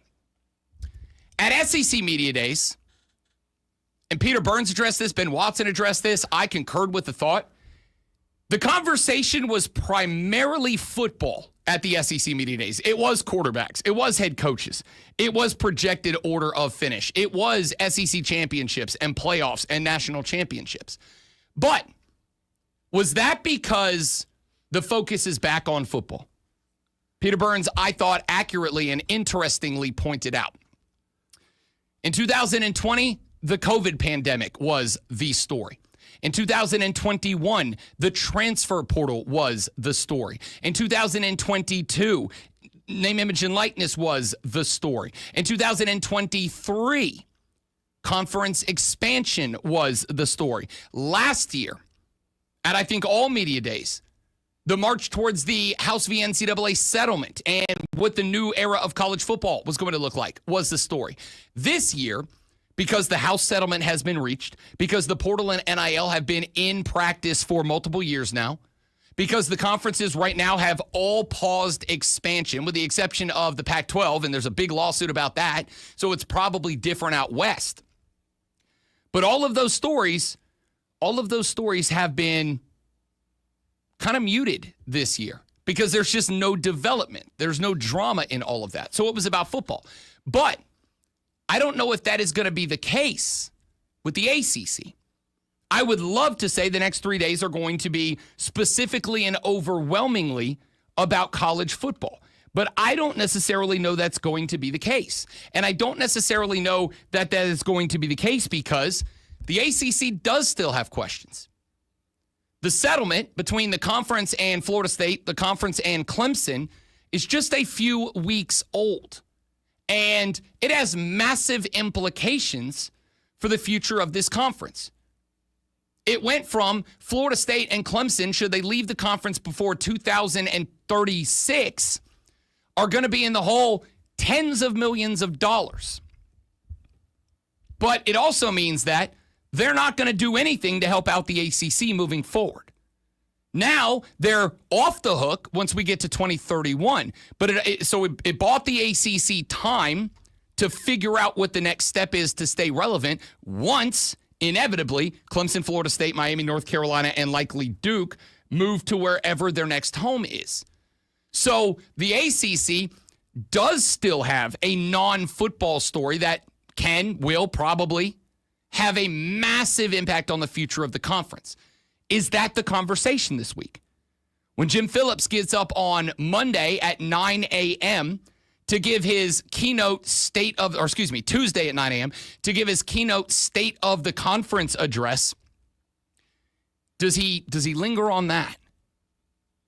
When it's Q&A time, Are the questions going to be, hey, Jim, what can you be doing to help the ACC be a better football conference, to be more competitive in the grand scheme of things? You sent 2 teams to the playoff last year. They both got wiped off the face of the planet in their opening playoff game. How do you correct that? How do you send teams that are more competitive? How do you get teams developed to where their games become more nationally relevant and prevalent so you're on TV and you get paid more? How do you fix that? Or are the conversations, are the questions to Jim Phillips more in line with, hey, how does that lawsuit settlement with Clemson and Florida State impact you in your conference? How does it shape the future? Do you think the ACC is a viable conference 5-6 years from now if those teams inevitably leave? What happens if the Big Ten and SEC in 2 or 3 seasons say, all right, the buyout's not decreased all the way, but it's decreased low enough, we're ready to pay it for Florida State and Clemson? Remember, the other part of the settlement was, should those 2 teams leave should any team leave the conference? The old issue was that they could not have their own broadcast media rights until 2036, even if they left. So they could leave, but the ACC would still own the rights. So even if Florida State went to the SEC, if Clemson went to the Big Ten, if there was a Clemson-Ohio State game in Death Valley that might determine the Big Ten champ, Clemson would have to cede the broadcast rights back to the ACC and therefore back to Disney, ESPN. The Big Ten, they're not going to stand for that. The SEC wouldn't stand for that. So if that's the case, what does this mean moving forward? What happens if Florida State and Clemson were to bail in 2028 or 2029 instead of 2031 or later? Is that the narrative of all of this? Or is it a football conference like it was for the SEC last week? Are we going to talk about quarterbacks? Is Cade Klubnik really a Heisman guy? What does he think about that? What does Dabo think about that? Is Florida State going to bounce back from arguably the worst season in the history of the program? And do they believe that, even though most of us feel as if the transfer portal reliance was the kryptonite for that team last year, do they feel like leaning back into it this year, like they now know how to handle those players, how to manage those players, manage those expectations? Is there a bounce back for FSU? And if there is, what's a bounce back? Is it 4-8? Is it 6-6? Is it 8-4? Is it 10-2 and backdooring their way back into an ACC title game? Can a team bounce back from 2-10 to 9-3 or 10-2? Is that possible? What does Mike Norvell say about it? What pressure do the players from Florida State feel about this? Do they personally shoulder the disappointment of last year? What about the guys that transferred in that were not on last year's team but have played college football before? Do they feel connected to the 2-10 team, or do they come in, as Nick Barnett of South Carolina said last year, this is not 2024 Volume 2 Electric Boogaloo. This is 2025. This is a new team, new season. We don't care what last year's team did. That team is historical now. They don't exist anymore. They're a figment of the past. We are the present. We're leaning in on now. Where does that come in? What about Brent Pry at Virginia Tech? Does he feel the pressure now? The recruiting's been bad for a couple of years there. At the beginning of the Brent Pry era, recruiting at Virginia Tech was surprisingly good. The last 2 classes have been dumpster fires for this team. Does he take that personally? Can he fix it? Does he feel like success on the field fixes it? Or does he feel like it fixes success on the field or lack thereof? That's a story to me. Brent Key, like I've talked about a number of times, Georgia Tech is a team that a lot of folks in the media, myself included, are very high on. Not as an ACC champ. I don't think they're there yet. But Georgia Tech's on the road at Colorado out of the gate. Remember, they won last year in week 1 in Ireland against Florida State. And a lot of people in that moment started to, now granted, Florida State ended up having the worst season ever. But in that moment, a lot of people went, damn, maybe we should pay attention to the Rambling Wreck. This Brent Key fella, he's got things pointed in the right direction. Maybe we should pay attention to them.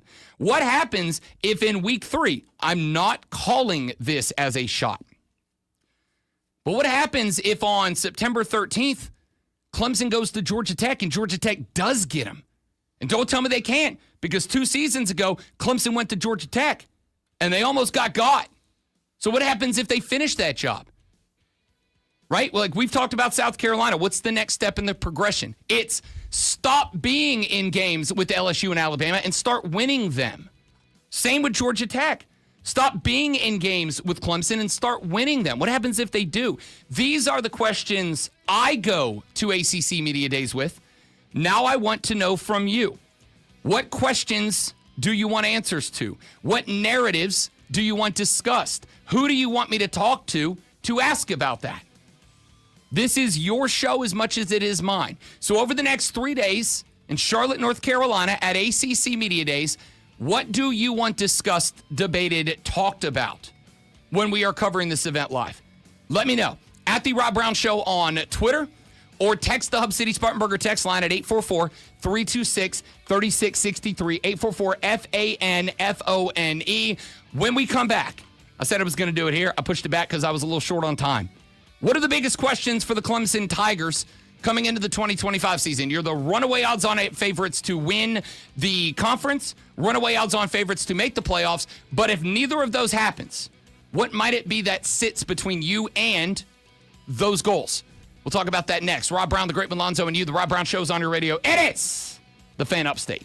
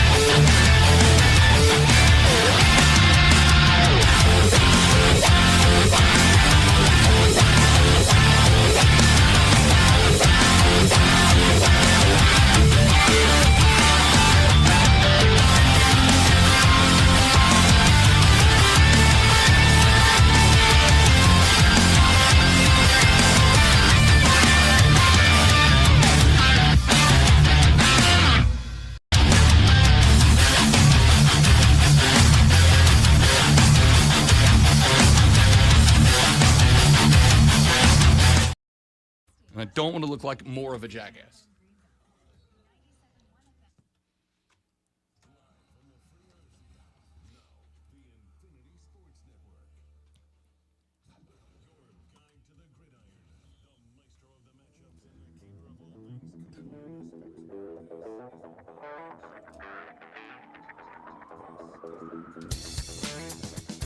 The Rob Brown Show back on your radio. It is the Fan Upstate. Rob Brown, the great one, Lonzo, and you. Be a part of the show. 844-326-3663. That's the number to the Hub City Spartanburger text line. That's the number to call in and be a part of the radio program this beautiful Upstate Monday morning. We are at ACC Media Days the next 3 days. We will be live in Charlotte, North Carolina tomorrow, Wednesday, and Thursday.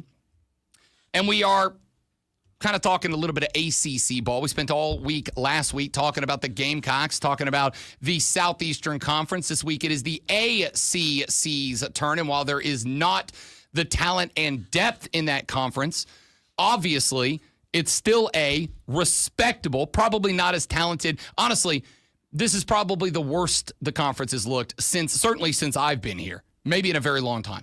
I have made the point a number of times that the Southeastern Conference, I genuinely believe the Southeastern Conference is as talented and as deep, maybe as it's ever been in my broadcasting career of 17 plus years. When we get to football season, it will be marked 18 years in the game. This is the best that conference has ever been. I don't know that this is the worst the ACC's ever been. I'd have to really go kind of look it up and think about that, but I do think it's in the discussion. So is there a bounce back spot? Is there a spot that the ACC will be able to hang a banner and say, we're better than we thought we were going to be? I think the Southeastern Conference did that last year a number of times with a number of teams. I don't think that can happen this year because, as I pointed out, I think there's 11 teams that can win the conference. 2 genuinely, probably 3. Then I'm like, if they have a perfect year, and the rest are, it's like, if they have a perfect year and do not make a mistake, they could maybe take it by surprise. I don't think that's true in the ACC.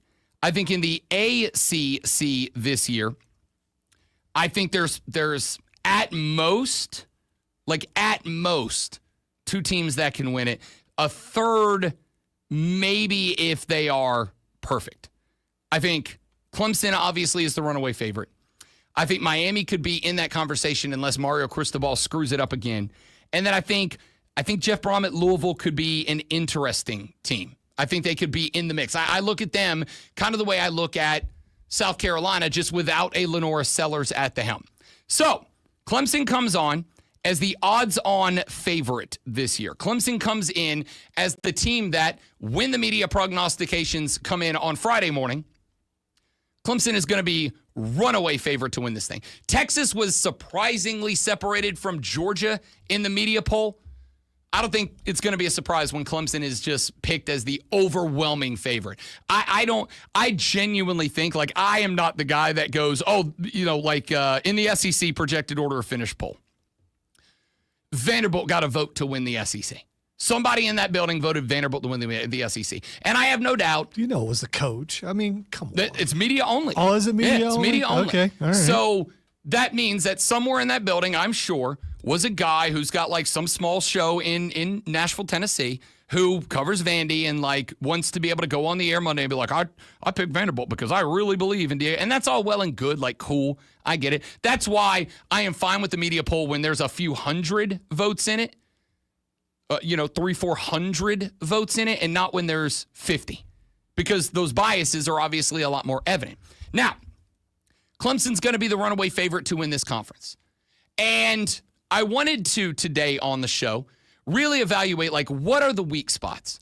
If Clemson, for whatever reason, does not get it done this year, which, barring 1 or 2 reasons that some people will label excuses, but reasons, barring 1 or 2 reasons, what are the mistakes that could be made that would prevent Clemson? What are the issues that could arise that could prevent Clemson from winning the Atlantic Coast Conference Championship? And the more I looked at this team, I really came across a couple. And I don't think they're going to necessarily stand out. And that's good news for Clemson. The first one is, obviously, if there is a team in the ACC that is just being slept on. And I will acknowledge, I think that's harder to do in 2025 than it ever has been before, because there are so many people who cover these teams. Every team's got like 50 very popular podcasts attached to it. Clemson's probably got 30 podcasts that I have come across with decent listenership. Clemson obviously has no fewer than like 5 radio shows just in the GVL, that cover this team extensively. It's kind of tough to catch anybody by surprise. South Carolina did it last year for sure, but you're not going to, it's harder to do than it's ever been before. So is there a Louisville that takes that upper step next year and catches Clemson asleep at the wheel, whether it's in the regular season, and prevents them from getting to the ACC title game or in the ACC title game? Is there that sleeper team? In the Southeastern Conference, I think there's a pool of candidates that could be that sleeper team. In the ACC, I just don't. I want there to be, because again, while I like to come in here and talk football, break down X's and O's, Jimmy's and Joe's, as the old expression goes. I rhyme that. Who knows if I can come up with one more? I can't. So, I'd like to believe that there is that surprise team. And again, I've given you the teams that I think it could be. And that list effectively starts and ends with Louisville. I think there are 3 teams in the mix this year. I think there's a clear favorite, which is Clemson. Then I think there's SMU, and I think there's Miami. I do have question marks, extensive question marks about those 2 teams. I don't know what Carson Beck's going to be at Miami. I've pointed out a few times. I think if Carson Beck, much like Steve Spurrier said about Arch Manning, if he's that good, how did he not beat out Quinn Ewers last year? If Carson Beck is as good as Miami wants us all to believe that Carson Beck is, then why did Georgia not dig deep enough into the pocket and work the NIL phones hard enough to get him a deal to stay there? He's getting $4 million at Miami. You're telling me are you telling me the University of Georgia couldn't come up with an offer that's $1 million better? Now, granted, maybe Carson Beck was just head over heels in love with whichever one of those Cavender twins he was head over heels in love with. Clearly not that much. They broke up when he got there. But could Carson Beck have stayed in Athens? Was this a cast-off from Georgia? Were they just like, no, you know what, dude? We're not getting you 4. We don't believe in you that much. Have a run at it. I don't know. But the point here is, I don't know that I trust Miami. On top of all that, add in the fact that their head coach has made some of the most boneheaded calls over the past couple of years that I can remember. SMU. Lonzo and I both, we talked earlier about narratives and opinions that changed due to media days. Lonzo went into last year, changed his ACC championship game pick to SMU because of our 15-minute sit-down with Rhett Lashley. He's like, yo, I like this dude. This dude sold me. And not only did I agree with him, but the same was true with Kevin Jennings. Remember, Kevin Jennings was not QB1 entering last year. Preston Stone was. And I had conversations with both those guys. And we were done with those 2 conversations. I made the prediction then. I don't think Preston Stone's finishing this year at QB1. I think Kevin Jennings is that dog.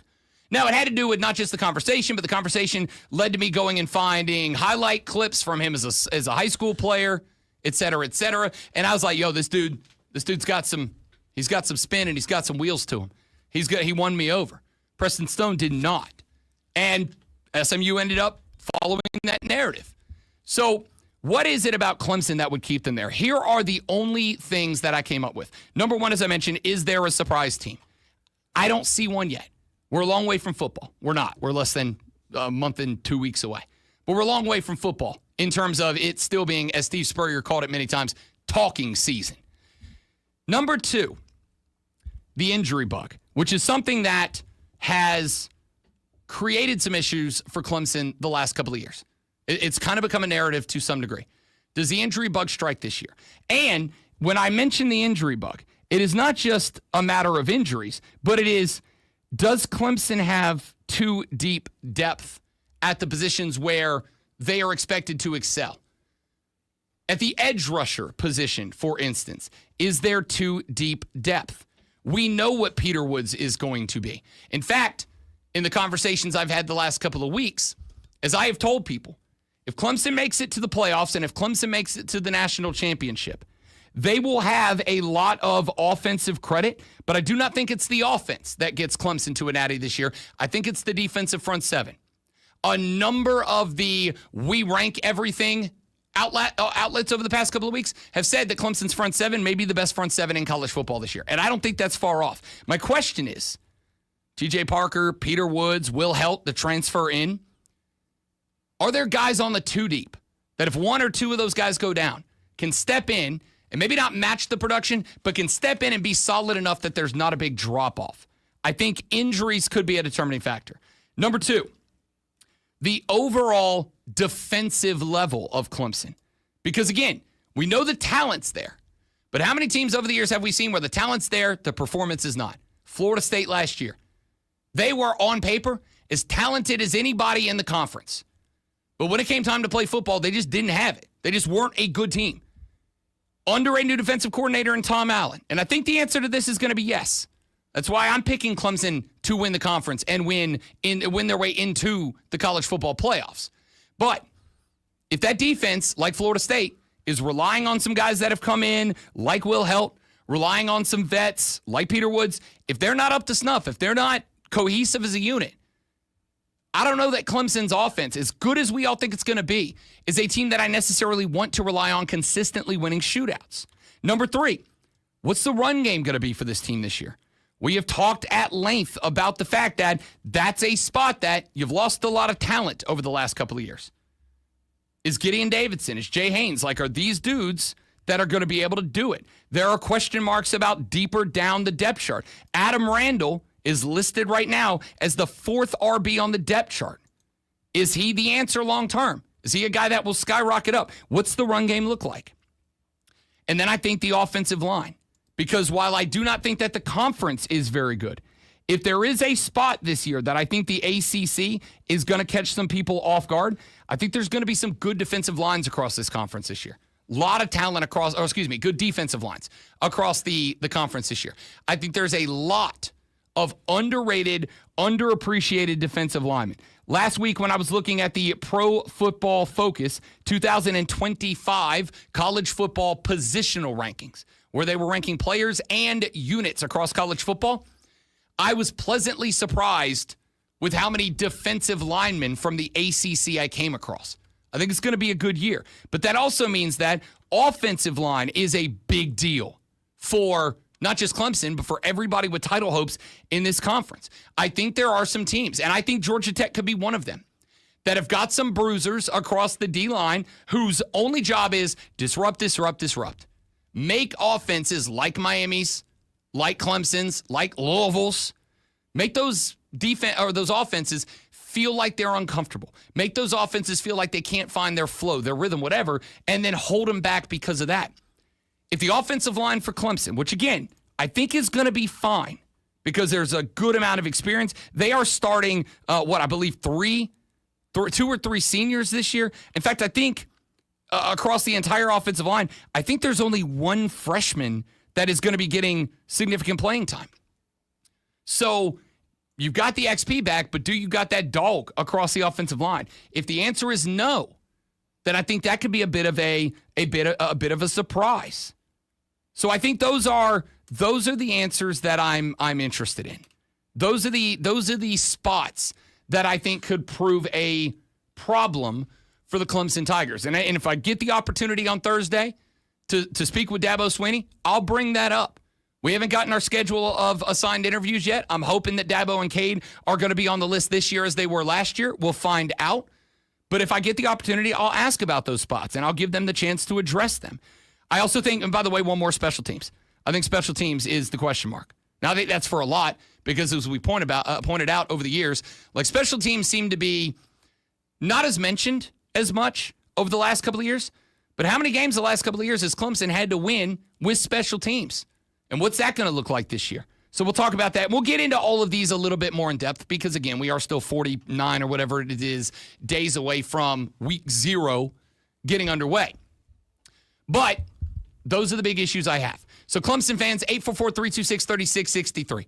Are there any of those you think I am over-inflating as issues? Are there any of those you think you can address now and make me feel better? Or am I spot on with them?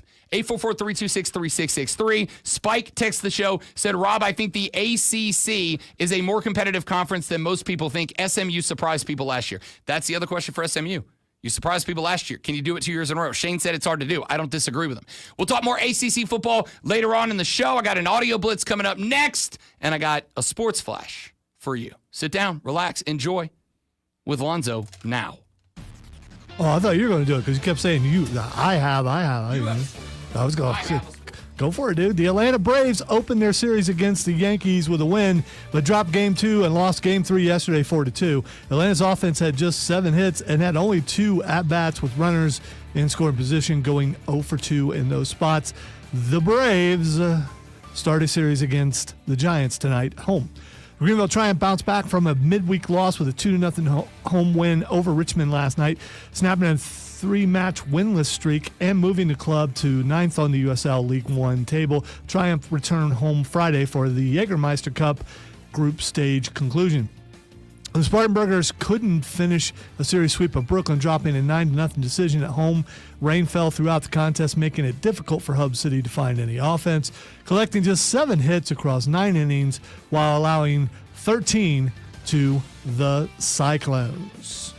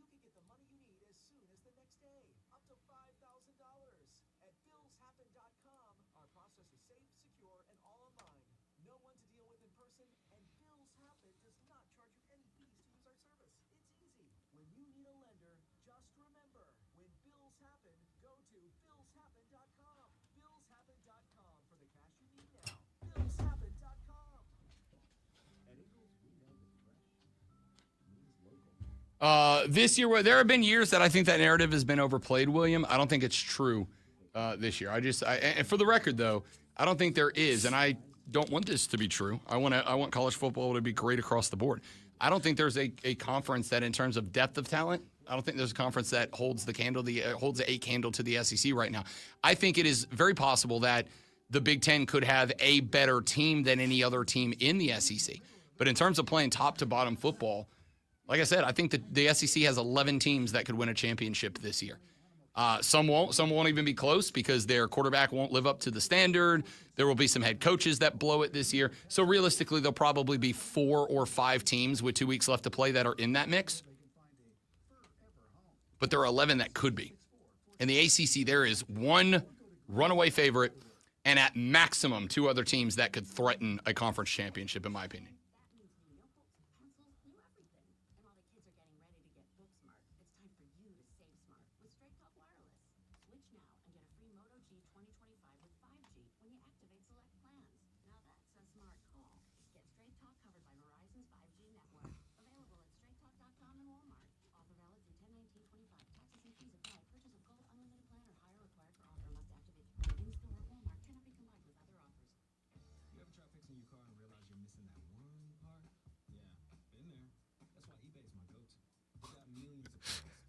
ACC are jobbers to the stars, but they're trying their best. The Justice Gang has issued a statement We are aware of the recent events surrounding the death of President Vasil Gurkos of Moravia during the defense of Jamalpur, where our team member Kendra Saunders, known as Hawk Girl, acted decisively to neutralize an imminent threat. I love these things. I do too. They're doing it. By the way, there's talk that Jimmy Olsen is going to be doing a show. Subscribe. But he's going to be hosting it. It's going to be a true crime show. Subscribe. Talking about like Two-Face and stuff like that. Also, yesterday, or well, I guess last week, James Gunn said that the Clayface movie, I've always loved Clayface horror as movie. a character, is going to be a horror movie, and I'm conflicted. Because, like, on one hand, I really want to see it, and on the other hand, like, how horror are we talking here? Like, well, I can go see it first and let you know. I mean, if you want. I mean, if you'll be honest about it. See, now I just want to jump scare you. I was going to say, there'll be 75 jump scares. Lonzo's going to be like, not one, don't worry. The Rob Brown Show back on your radio. It's the Fan Upstate. One in studio show this week before we head up to Charlotte, North Carolina. We will be live, courtesy of our friends at Ingles. Low prices, love the savings. Kind enough to partner with us one more time again to send us up to Charlotte, North Carolina to cover the ACC's football kickoff, a.k.a. Media Days, a.k.a. the propaganda extravaganza over the next 3 days. And I do want to be clear about something. We'll get to the audio blitz here in a second. I do want to be very clear about something before we get there. And that very something is this. My desire for the ACC versus my analysis on what will happen are obviously very different. I think the ACC is in trouble this year.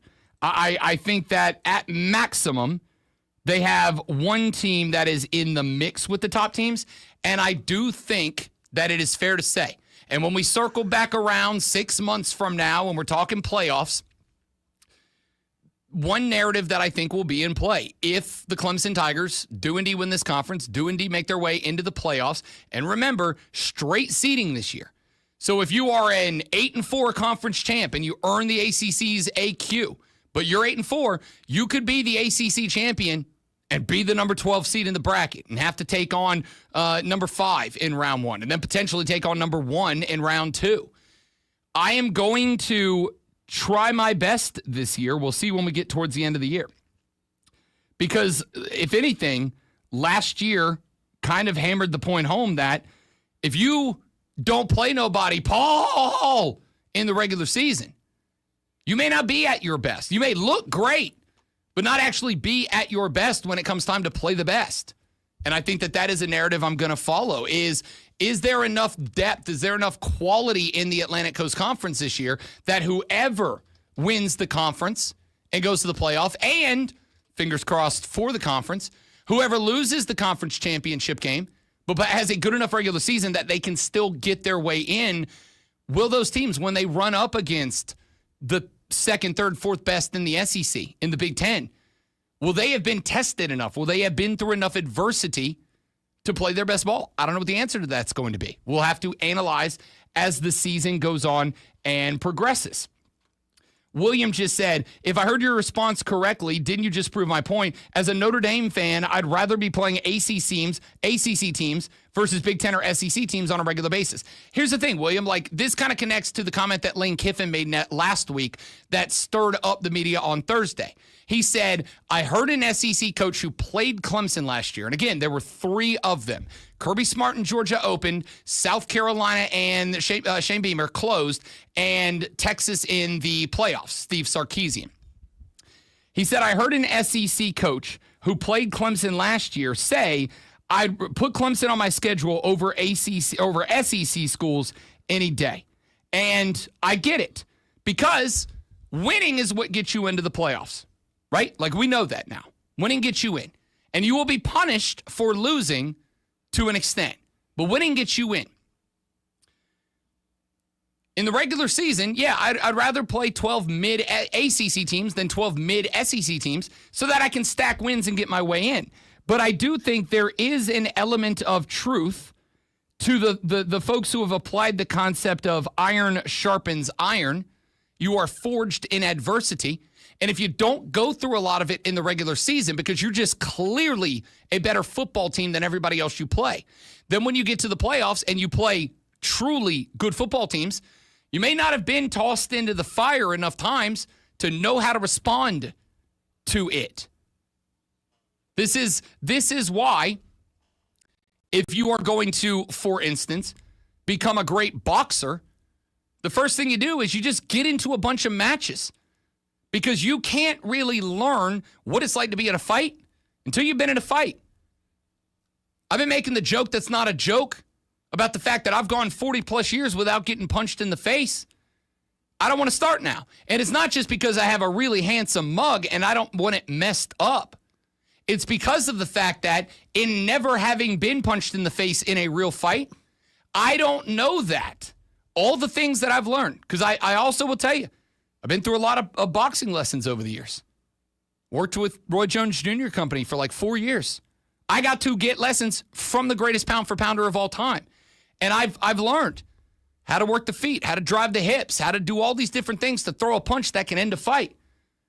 That does not mean that if I ever get into a bar fight and the dude squares up with me, that I'm going to snap and remember all those things. The only way you snap and remember all those things is to get punched in the face a few times and go, okay, now I've done that, and the reason I got punched was because I didn't X, Y, and Z. I'll remember that now. A team like a Clemson, like a Louisville, like a Miami, they're not going to get tested like in South Carolina will. They're just not. The depth's not there. So on one hand, it will be easier for a team like a Clemson or Louisville or a Miami to make it to the season, to the end of the season at 12-0 or 11-1. But once they get into the playoffs, and there's a bunch of other 12-0, 11-1, 10-2 teams there that are all good and played in better conferences top to bottom, primarily 2 better conferences top to bottom. Although I've had some arguments, and it's hard to push back, that the Big 12 might be better than the ACC this year. In fact, I think it probably is. If you were lined up against those teams for 1 or 2 or 3 or 4 games in a row, have you been punched in the face enough to remember your lessons, your training, to remember to plant the back foot, to turn the hips, to drive the shoulders through the punch, not to end the punch at contact, but to extend through it? Will you be able to remember those lessons? And I think it's fair. All right, let me get a couple of sound bites in here real quick before we get to the next segment. Let's start with this one. The MLB All-Star Game was last week. Yeah, I know this clip's a little bit old, but we were at Media Days, didn't really get a chance to get to it. Clayton Kershaw of the LA Dodgers was on the bump for the National League, and they had him mic'd up while he was performing. And so I'm going to say, I know that this clip is a little bit loud, so you might want to turn that slider down a little bit so I don't blow our speakers out. Clayton Kershaw was mic'd up. Here's a little bit of the time that he spent interacting with the boys in the booth during his performance in the All-Star Game. How hard was that one, 91? It was an out. It was an out. All right, going cheese again. Okay. Oh, yeah. I mean, you and Paul Skeens are pretty much the same guy. Right down the middle. I'm so glad he didn't swing. Okay, I'm going curveball here. Okay. Oh, that was short.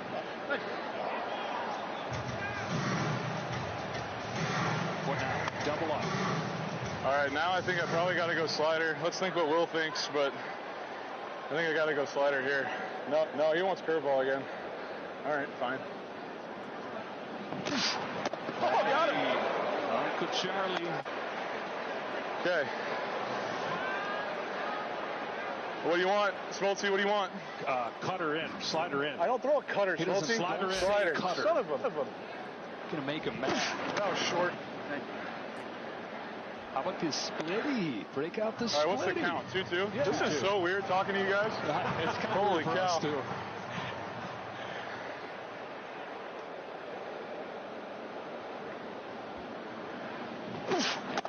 Hey, sit him down. That was to me. And if you didn't watch it, like obviously it's better when you have it accompanied by the video and you can see him like going through and setting up and working with his catcher and all that. But it was wildly entertaining. And this kind of attaches on to a story we were talking about or a concept we were talking about back in the first hour of the show. This is how you make superstars. You let them have these moments with fans that stand out, that are different. That clip picked up more traction than most actual performances plays did from the All-Star Game itself. People were talking, commenting, buzzing about that. When he's got John Smoltz in the booth, and he's like, "What do you want, Smoltzy? Cutter in." I don't throw a cutter, Smoltzy. Like, that's such a great moment. That's how you build stars.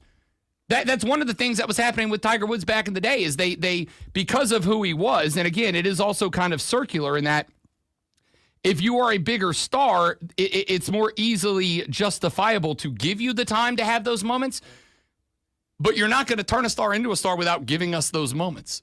Because while a baseball guy can sit there and can analyze the pitches that Clayton Kershaw is picking against certain batters, when, where, and why, and in what counts and in what spots, if you're not a baseball guy, to hear him talking through them kind of opens you up to an element of the game that unless you're just a diehard baseball guy, maybe you're not as in tune with. And I think that that's spectacular.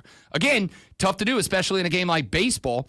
Tough to do in a spot that doesn't detract from the attention being played to the game by the players. But I think if you can come up with a way to do that, it's easier to grow stars. I want to talk more about that concept later in the show. This clip is from the last game that A'ja Wilson played for the Aces before the All-Star break. It's from the post-game presser, and it's, again, a little bit old, but we were busy last week.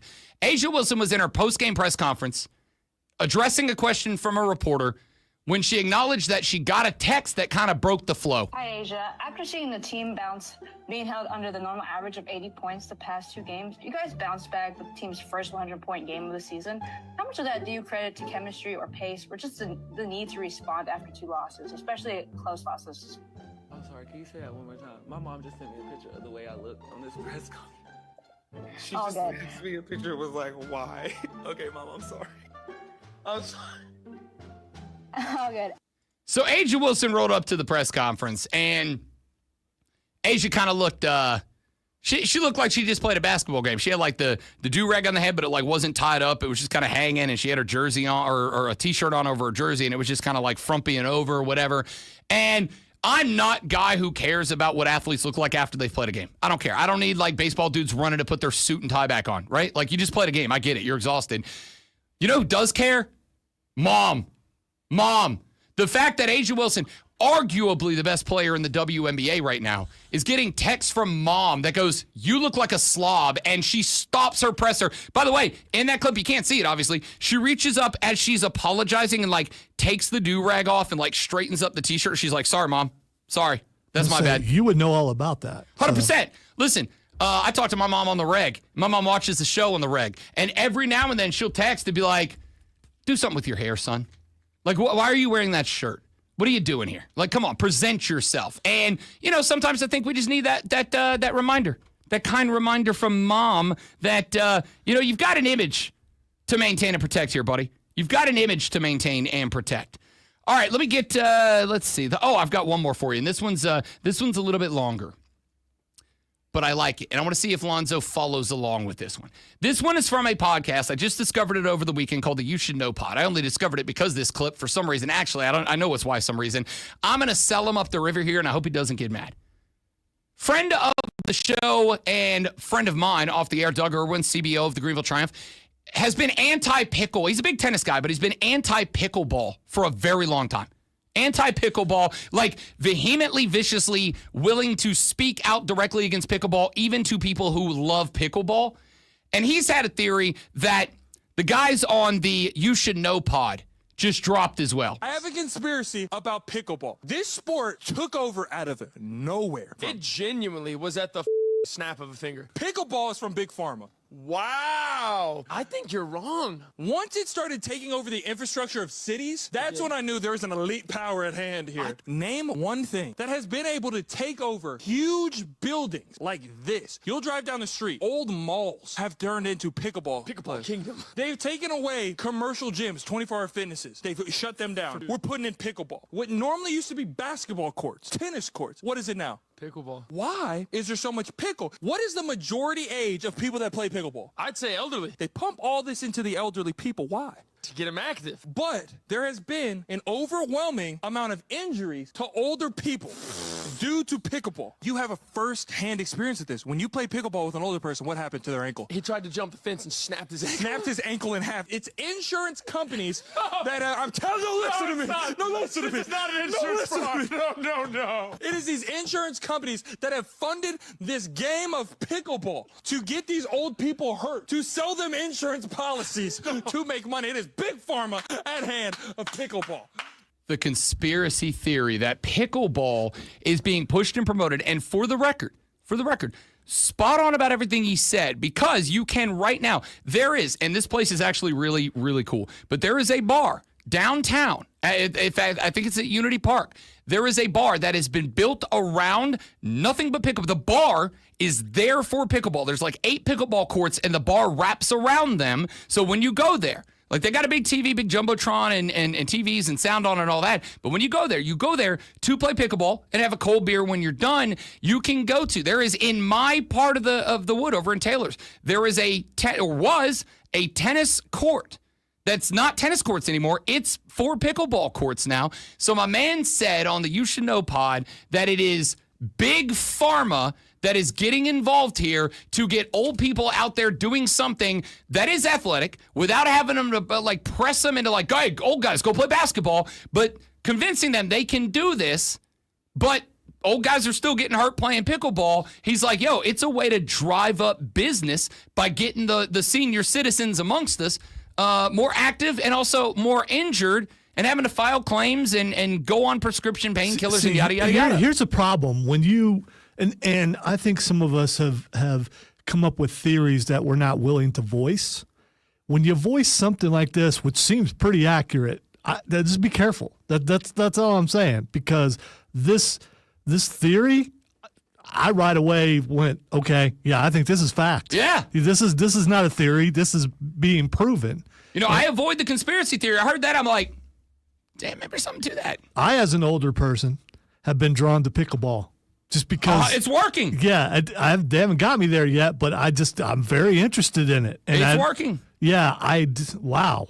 It's absolutely working. I like the theory, honestly. Like, you know me. I'm take off the tinfoil cap guy. Hey, most of your conspiracy theories are bad, dumb, and easily disprovable if you take 10 minutes to research it. This one, I'm like, I got nothing. I feel like this might be it. Well, if suddenly his videos start getting taken down and things like that, you'll know that he stepped over the line. Should not have stepped over that line. Yeah, if he takes a slip and fall out of a first-story hotel window one day, we'll know who got to him. I respect the take. Steven just jumped on the live stream, which you can too at facebook.com/thefanupstate. Search and subscribe to the Fan Upstate on YouTube and follow the Fan Upstate on Twitter. The show is live streamed there all 4 days, all 5 days of the week. And you can search and subscribe to the Rob Brown Show on Facebook, on YouTube, and on Twitch. Steven just popped in and said, my orthopedic surgeon said that pickleball injuries are the #1 injury they are seeing right now. And I'm sure that is accurate because, again, I'm not nearly as active as I used to be. I acknowledge that. And I like to blame it on the fact that I'm busy all of the time. But the reality is, well, 37 jobs. I mean, you got that's a big part of it. You know. But there's also the reality of I am easily winded at 40, which means that if I'm going to do something, it's going to be something that I love to do. I'm not going to go out there and wear my ass out doing something that I'm like, all right, it's doing something, right? Like, I should go on a jog every day. I don't do it because I'm miserable running. I'm miserable. I have not found out what it is that makes running people love to run. I hope I find it. I just haven't yet. I love to play basketball. I'll go pick up basketball with the boys. I got like 10 minutes in me, fellas, and then I'm dead for like 2 days, right? Pickleball is sold as one of those things that is like you can go out, you can be active, you can do a thing that allows you to move a little bit, but it's not like over the top. You're not gonna die doing pickleball. Like, you may have to jog a step or two, but it's no more ever than like a step or two. But we got orthopedic surgeons out here saying, yo, like, pickleballers are the #1 injury because they're not active, and then they just try in a burst to suddenly be active. That ain't how bodies work. I'm fine with the conspiracy theory of the reason, because he's right. No other sport has ever seen an increase in attention like pickleball. Pickleball courts have taken over every other sports area that plays on a hard surface. You can go into gyms that used to have racquetball courts, now they're pickleball courts. You can go into gyms that used to have basketball courts, now they're pickleball courts. It would make sense that this is big pharma and big insurance pushing scams to get old people's hurt so they can get more business. I need to ask Cole how I should dress before I play pickleball because he would know, and then I'll get out there because you got to dress right first before you do it. I got zeroed out Cole. I bet I could get Cole into being a pickleball guy. He's already there. I mean, That's he probably already also dresses fair. like he plays pickleball. He definitely does. That's probably also fair. All right, let's take a break. Diesel would be the best pickleball player in the history of mankind. See, the problem with both Diesel and I, and you to some degree, I think, would be that we are willing to rocket past our capabilities and abilities in the name of competitiveness, and you can get away with that in golf. Hell of a lot harder in something like pickleball where it's like burst of athleticism. Yeah, I would be one of many being hurt because I'm going to try to kill myself while I'm out there. All right, let's take a break. When we come back here in just a minute, we have talked a little bit about the ACC. What are the holdbacks for Clemson? What are the things that would prevent them from winning a title? And one of those things was teams that could jump up and surprise people. Who are those teams? And what danger do they pose to Clemson? I'll give you some thoughts on that next on The Rob Brown Show on the Fan Upstate. If I did that, Spike, I would have to cut my hair and get a curly mustache. Curly mustaches look like a lot of work. Rob could rock the curly mustache, though. Get some Booker T beard oil. Or whatever that shaping gel you use.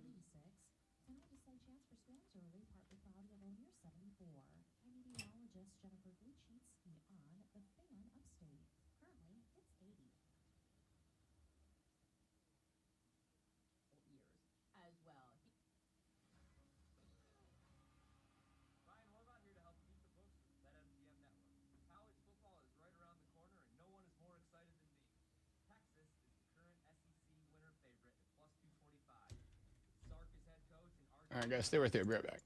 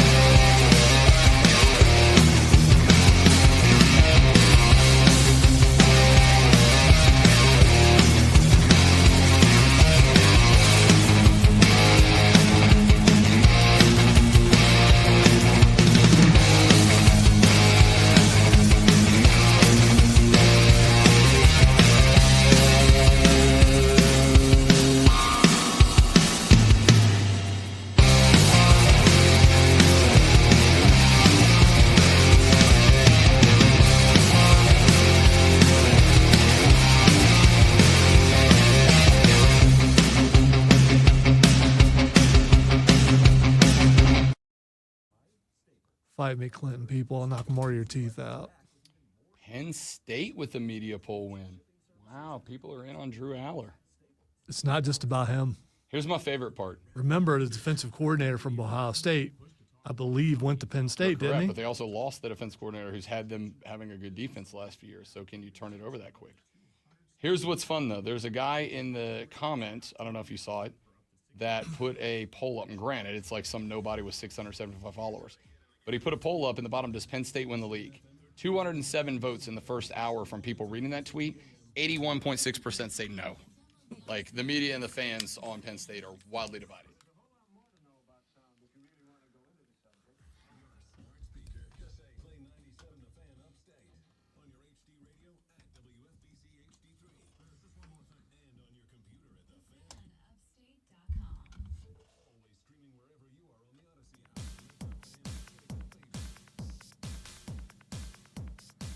The Rob Brown Show is back on your radio. It is the Fan of State. Rob Brown, the great one, Lonzo, and ew here on the show. We got John Blau with the Post and Courier coming up in the next segment of the radio program. We'll talk to John before we head to Charlotte, North Carolina for ACC Media Days this week. We will be there tomorrow, Wednesday, and Thursday on the show. And very much looking forward to that. I wanted to talk a little bit more about the conference as a whole, because as we have pointed out a number of times, it is Clemson that is a runaway favorite to win the Atlantic Coast Conference. We have talked about this team and why it is that I believe that they are a favorite, as well as the reasons that I believe they could be in a little bit of trouble this year. I wanted to look up and down the rest of the conference and talk about some of the other schools that might be the problem, if there are any, for the Clemson Tigers. Wanted to talk a little bit about the projections and predictions for all of the other teams that could theoretically create an issue, if there is one, for an ACC championship for Clemson. Let's start with this. Clemson's over-under win total, depending on what website you look at, is either 9.5 or 10.5 games. So either to get to 10-2 or 11-1. I think that is fair. I also think that it is possible, probable maybe even, that Clemson does go 12-0. But I do think that it is going to hinge on the Week 1 LSU game. That is one of the games that matters. Now you go, hang on just a second, Rob. That's not an ACC game, so that won't have any impact on whether or not Clemson makes it to the ACC title game, and that is obviously correct. I do think, however, should something wonky happen and Clemson not win the ACC, and it ends up being they need an at-large bid. If you don't win the ACC this year, it will obviously be because you dropped an ACC game somewhere down the slate. And if you don't win the ACC because you dropped a game, whether it's in the championship game or it's because maybe there are two surprise teams, maybe Miami and Louisville do pull off 11-1 years and somehow edge out Clemson. If you are looking at your ability to buy your way into an at-large spot without being an ACC winner, not only will you have to be pretty much perfect outside of whatever you do in conference, you will have to be perfect in your two resume builder games. Those two resume builder games are South Carolina at the end of the year and LSU at the beginning of the year. Those two games are massively important because if you do not win the ACC, even if you're just a game out or you lose in the championship game, those two games are the resume builder games that they go, all right, Clemson was 10-2 this year, but they beat LSU and they barely lost to South Carolina, or they beat South Carolina and they barely lost to LSU, or they were 10-2 with two conference losses. Not great, but they did beat two top 25, two top 15, maybe at the time, two top 10 teams en route to the playoffs. That's good enough because I do think if the way that I am viewing the SEC and the ACC is the way that the national media is viewing these two conferences, and I to some degree think that it is, this may be a year that, unlike with Florida State 2 years ago at 13-0 with an ACC title game, getting left out of the 4-team playoff so that they could shoehorn Alabama in. And again, I subscribe to the conspiracy theory that Bama got in because they had to have an SEC team in there, and that was the only argument they could come up with to make that happen. I do think that even with an expanded playoffs, the argument that they used that year, which was Florida State without their quarterback played a lesser schedule than Alabama played, and that's why they got the nod. That might be fair. That might be fair. I think this year it will absolutely be used as a way to keep you out this year. I think, in fact, 2 ACC losses are the equivalent of 1 loss in the SEC. Now, obviously, the context of the loss matters, right? Like if LSU loses to Arkansas, and Arkansas ends up being 3-9 at the end of the year, and one of those 3 is LSU, that's a big dent on the resume of LSU. But I think if they lose 1 game and Clemson loses 2 in conference, or if LSU loses 1 and Clemson loses, if LSU loses 1 and Clemson loses 1 and everything else is the same, LSU's going ahead of you, no matter what. It doesn't matter if LSU loses to Kentucky by 40. They will still go. Even if your 1 loss is to LSU by a goal, they'll still put LSU over you. And they'll say the context of the entire season of work matters more. There's pretty good odds that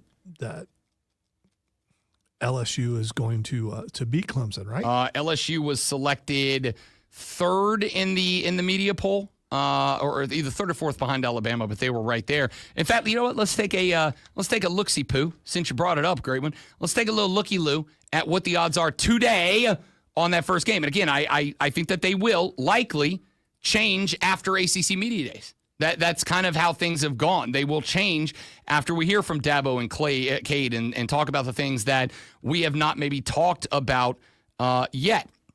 So hang on while I go to BetMGM, the sportsbook born in Vegas and sponsor of Bet for the Cycle every Saturday noon to 4 on the BetMGM network with myself and former Major League Baseball player Cody Decker. Scrolling through the odds because there's a lot of games before we get to that one. Come on now, where is that game? Because I'm curious. Here it is. Clemson actually favored at home in that game. Now, it is by 3. It is Clemson -3 at -110, balance 110 to the +3 for LSU as well. Usually in a game of this magnitude, the home team catches 2.5 or 3, like gets 2.5 or 3 spotted. So basically, Vegas is saying, coin flip of a football game. All right, in your opinion, as someone who's gambled for many years, and we are still early because they haven't even reported camp yet, which will be happening soon, will that line move? Yes, that line will move. I don't know which direction. And here's why.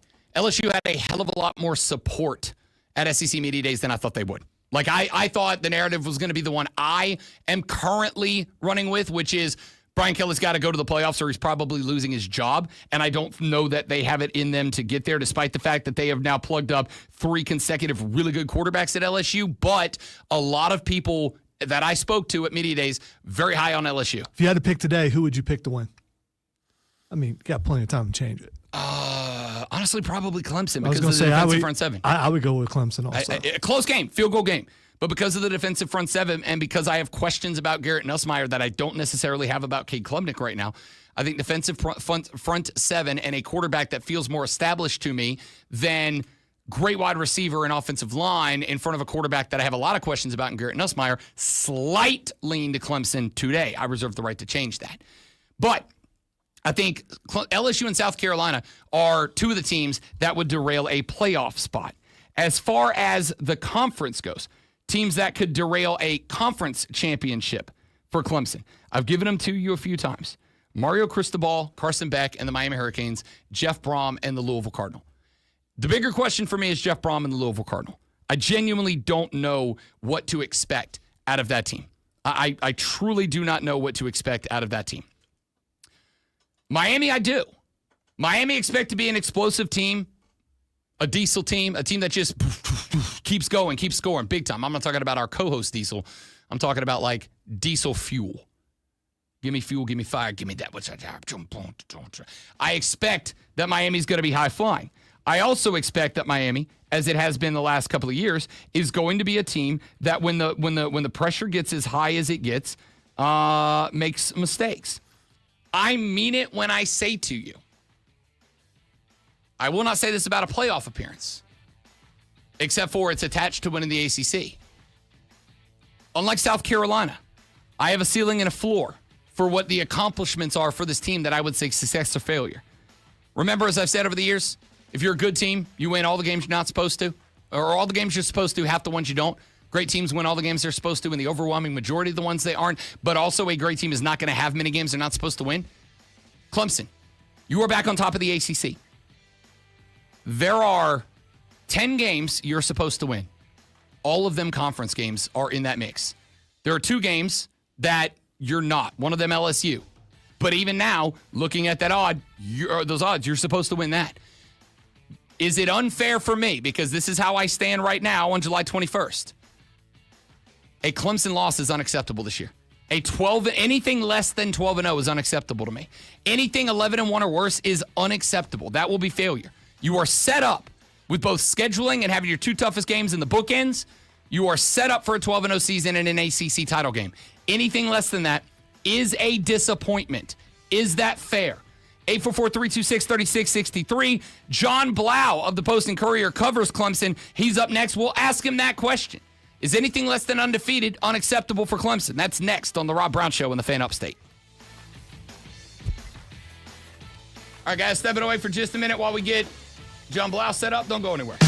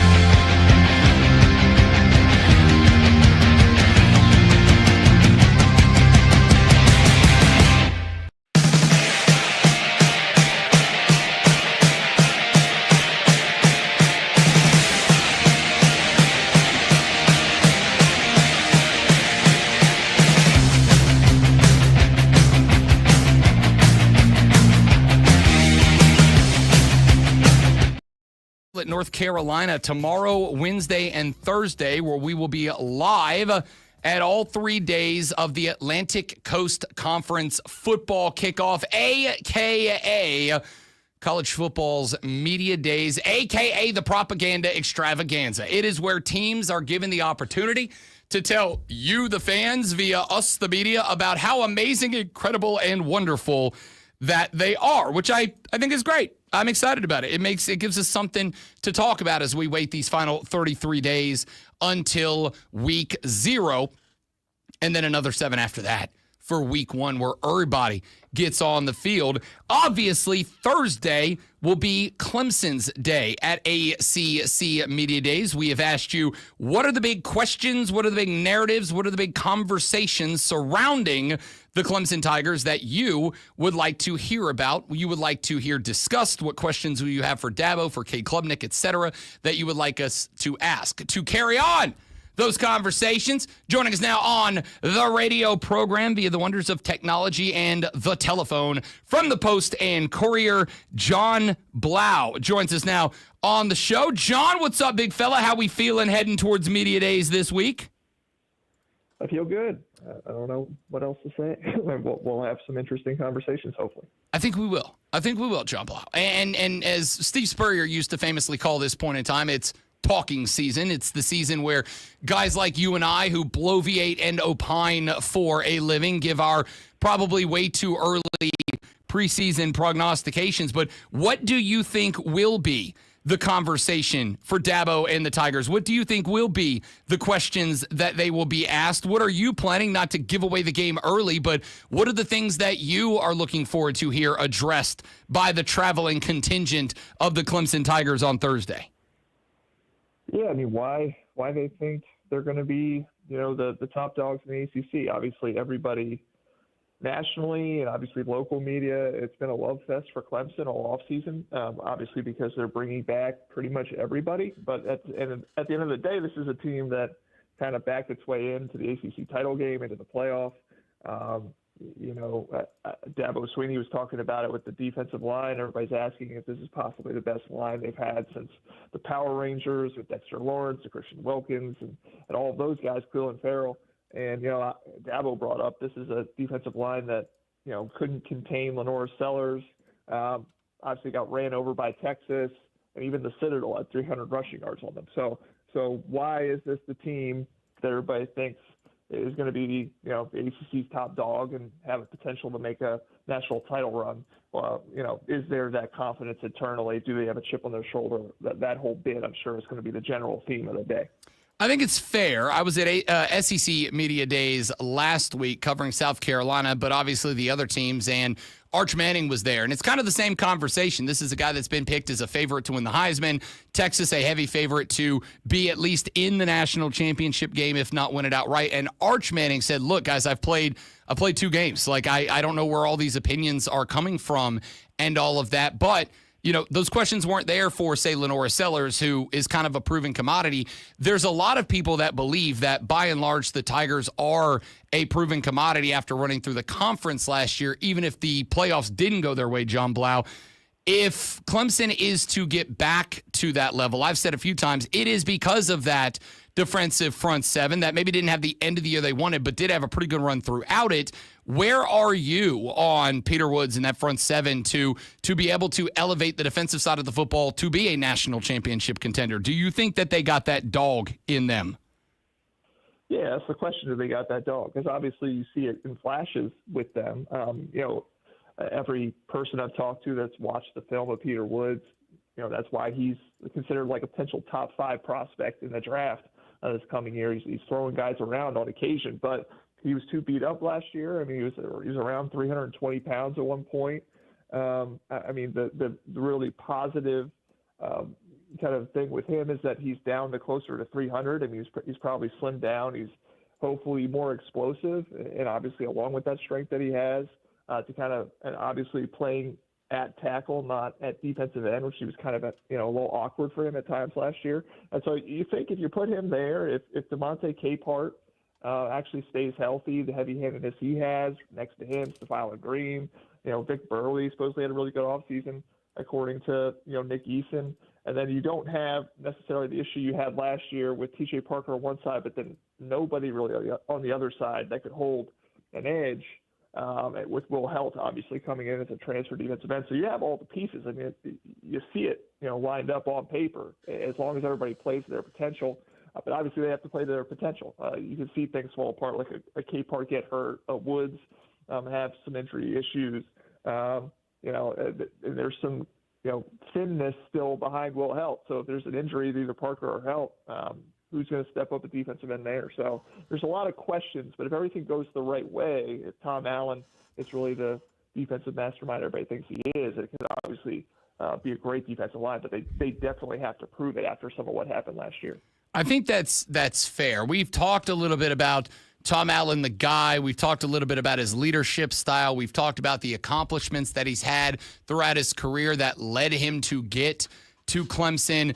Talk to me about what you expect from him as a coach. What do you expect in terms of maybe little changes and tinkering in the defensive structure, style, tactics, formation? I know when, for instance, Garrett Riley got there, Dabo Swinney said, look, we're not running the Garrett Riley offense. We're running the Clemson offense as dictated by Garrett Riley.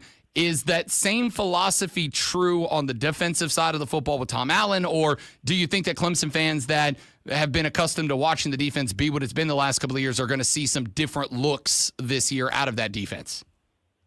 Yeah, I mean, I think the one difference you're going to see, and I don't know why it necessarily was this way the last couple of years, but the blitz percentages, I know we talked to Wes Goodwin about that.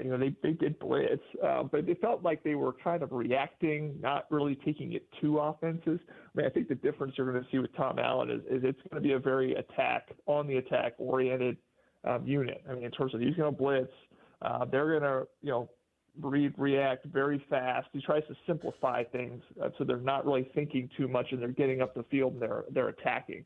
And it's obviously a little boom or bust there. I mean, you might give up a run every now and again when people don't get their gaps perfectly. But he's going to definitely have them playing full speed, getting uphill, getting in the backfield. I think it's going to be a thing that you expect to see. Obviously, that was a staple of the Brent Venables era. I think that's why everybody keeps drawing the comparison there with Tom Allen. Obviously, he also has the energy, the intensity, all those things. I was talking to Thomas Allen, Tom Allen's son. He was talking about the dynamic between Tom Allen and Ben Boulware, the linebackers coach. He's like, those are two psychopaths. I mean, that's the word he used. I mean, they're both bouncing off of walls. So there's definitely a different energy, mentality you think he's going to bring, which obviously is more of an intangible thing. But in terms of what you see on the field, again, I think just a simpler defense where guys are playing more free, are getting up the field and attacking opposing offenses and taking it to them more. John Blau of the Post and Courier joining us here on the Rob Brown Show on the Fan Upstate, as he does every Monday at 8:40 a.m. One of the things that we do here on the show, John, as we get towards football season every year is to set a realistic and responsible ceiling and floor. For me, I think it's important for fans to set a benchmark preseason that we can then judge postseason whether or not success or failure was accomplished based on the fans' goals. I said earlier in the show that to me, 11 wins should be the floor.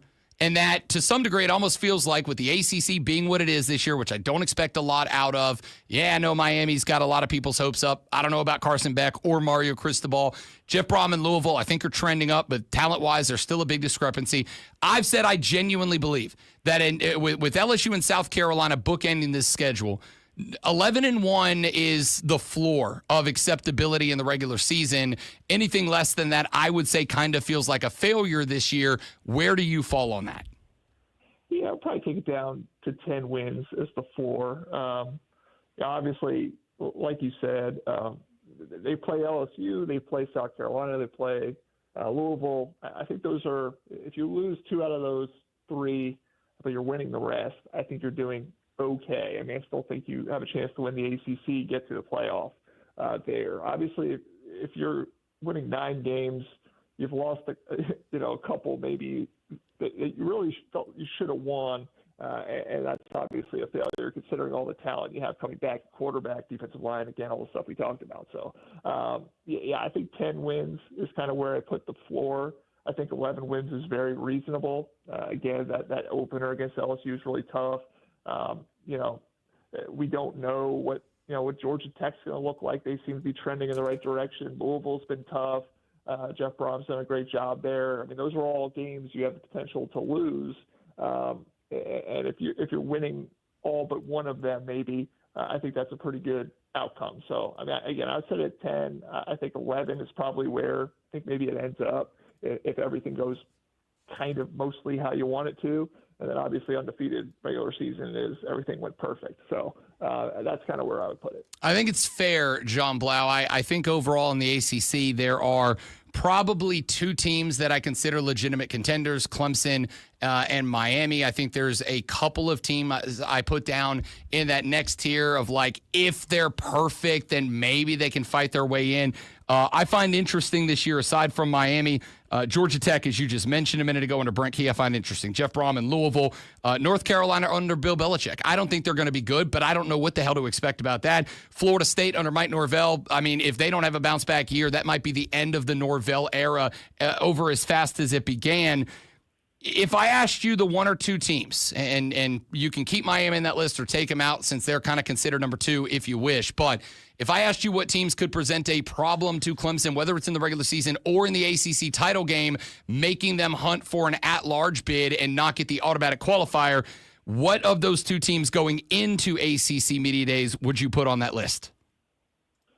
I think of Louisville just because, again, they beat them last year at Memorial Stadium, and then obviously you have to go to Louisville this year. So just the job Jeff Brom's done, I think they're concerning to me. But again, Georgia Tech, obviously that game they had against Georgia at the end of the season last year, I mean, brought them down to the wire. They just seem to be building consistently in a good direction there. And again, a place you have to go on the road to play. And so, I mean, those are kind of the two teams that maybe I don't know if either of them are going to win the ACC, but if I'm looking at Clemson's schedule, I mean, those are the two that scare me the most. I mean, obviously guys that aren't on the schedule, like a Miami, obviously they've got tons of money to build their roster. They got Carson Beck this year. We'll see what they look like.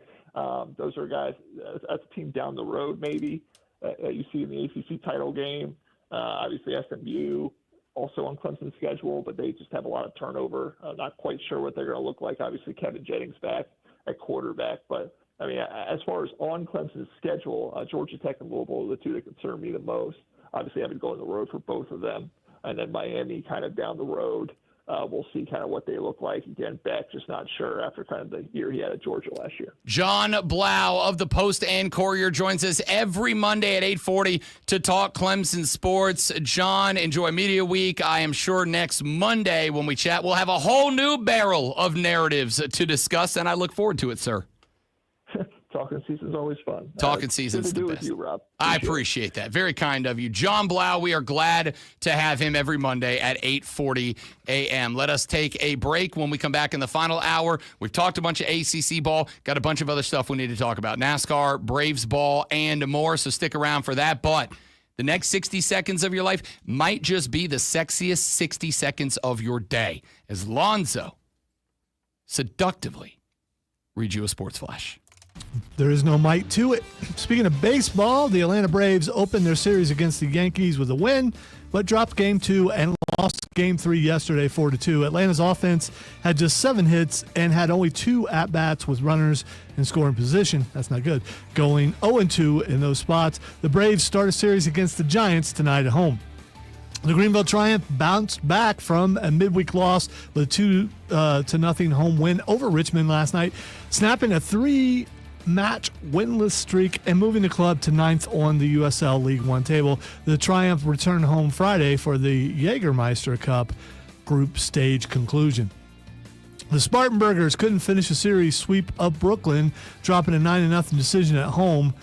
Rain fell throughout the contest, making it difficult for Hub City to find any offense, collecting just 7 hits across 9 innings while allowing 13 to the Cyclones.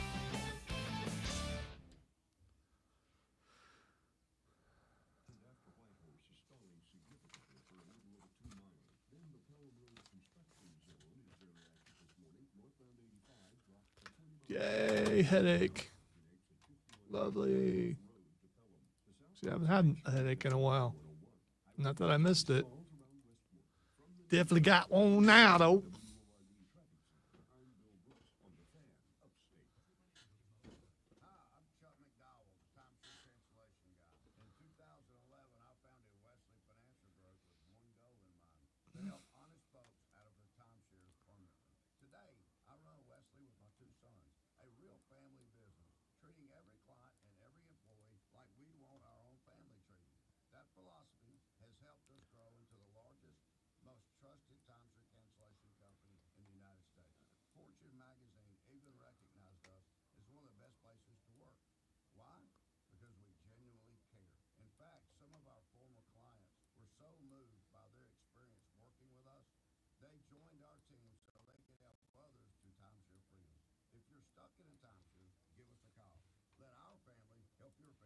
Call Wesley now for your free timeshare exit kit. 800-949-1441.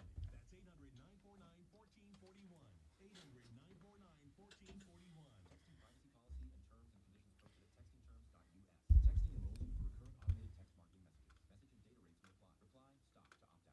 There's a lot on the line in divorce. This is Joe Cordell of Cordell & Cordell, the largest family law firm in the Rob have an ACC Karen run in this year. I don't know because last year they sent us and they haven't yet, I'm not saying they won't, but they haven't yet set a map of the ballroom of where our station is. And this is going to be very interesting because the SEC did media registration the night before. And if you had a morning show, you had to register on Sunday because without a badge, you couldn't get in. The ACC just does theirs in a hotel ballroom, and they are not doing registration today. So I can go in the building tonight, but it's not going to be set up or anything. So when I get there tomorrow morning, first and foremost is going to be, are the tables and chairs even set up? I imagine they will because the whole thing starts at 9, but are they setting it up tonight? And if so, what does tomorrow morning look like? Because I will not be registered or checked in or anything. I'm just going to show up and start setting up, I guess. Or is it going to be get there at 5, find out I can't set up, and I end up having to do the show from a hotel room? I will go when I get there tonight. I will go to that hotel and go look and see if it is all set up and everything, or if they're going to wait till tomorrow morning. Nah, they'll do it. I would expect so because they got to run all the wires and all. Because and make sure that the Wi-Fi stuff is all. Yep. I mean, have you ever went there so far and it not being set up? No, but I only did the morning show there last year. All the other years previous to that was either late mornings or noon. And last year they had the 4-day event, Monday through Thursday, and it was all set up for registration on Sunday. They're not doing that this year. I would assume they moved it to 3 days and they're taking today to set up, but I don't know. That's why I said I'll go there early.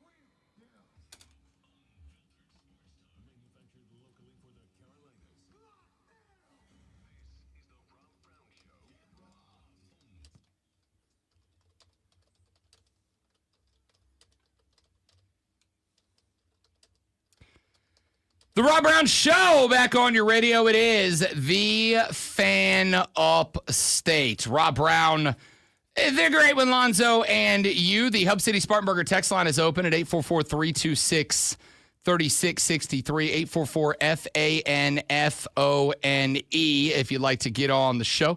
Now's your opportunity. You can text that. I'll read it on the air. You can call that. I will put you on the air here on the show. I've asked y'all the question this morning. We've got a few answers that I have recorded and documented to have prepared over the next few days. What questions, storylines, narratives, team aspects do you want to hear about and from the sources over the next 3 days at ACC Media Days? What do you want to know about? What do you want to talk about? Who do you want asked what? That's the question I'm giving to you today. I am asking you, do you have questions for Dabo and Cade that you do not feel have been answered yet? Do you have questions for any other coaches or players around the Atlantic Coast Conference that you believe will have an impact on the season, on the conference?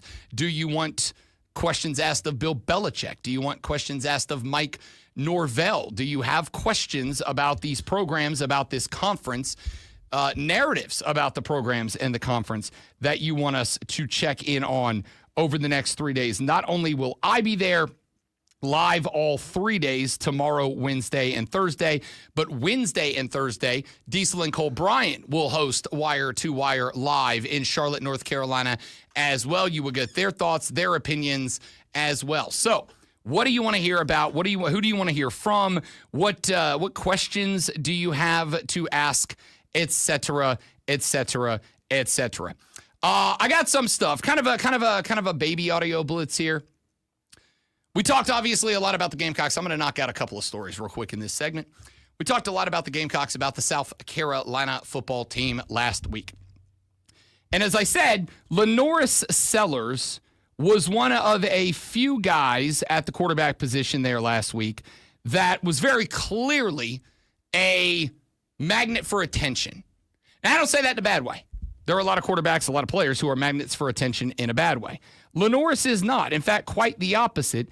A lot of folks there didn't just like talking to Lenoris because he's a great guy to ask about football and ask about the Gamecocks, but he's just kind of an interesting dude, right? He's charming, he's charismatic, gives a great answer. And that is why when I heard the intro to this question from an interviewer on CBS Sports, I went, what? You know, one of the things we enjoy about our athletes is getting to know them on a more personal level. More than this, just the guy that they are for 3 hours on Saturdays or Sundays, but like we like to know who they are as dudes. And I think in college football, maybe even more so than the NFL, part of the reason why is because who they are as a dude is as much, if not more, representative of us as a fan. If your quarterback's out there causing a bunch of problems, that reflects very poorly on your program and therefore on you as a fan. If your quarterback's out there just being a wholesome dude, then that's the type of guy we like to prop up and go, that's a Gamecock, that's a Tiger, that's a whatever. So Lenoris got asked kind of a personal question that I thought was interesting and then gave a personal answer, which I thought was also interesting and might be the first thing he said that I was like, dude, no. I gotta ask you first and foremost about this lemon eating habit you got. You eat lemons whole, peel and all. Yeah. When did that start? I really don't know when it started, but I saw my dad do it one time, but then ever since then it was kind of like, that's the only way I knew that. I don't like bite it like an apple, but if it's like sliced or something, I'll just like bite it and like, that's how I've been growing up. So the sourness doesn't bother you? Wouldn't rather have an orange? No, I actually don't like oranges. When I got sick with COVID during COVID and I ate an orange and it gave me heartburn. Ever since then, I've just been scared of it. But I like orange juice and all that. So it's weird. Anti-orange, it's Clemson's main color, so it all kind of plays into it. I guess it goes hand in hand.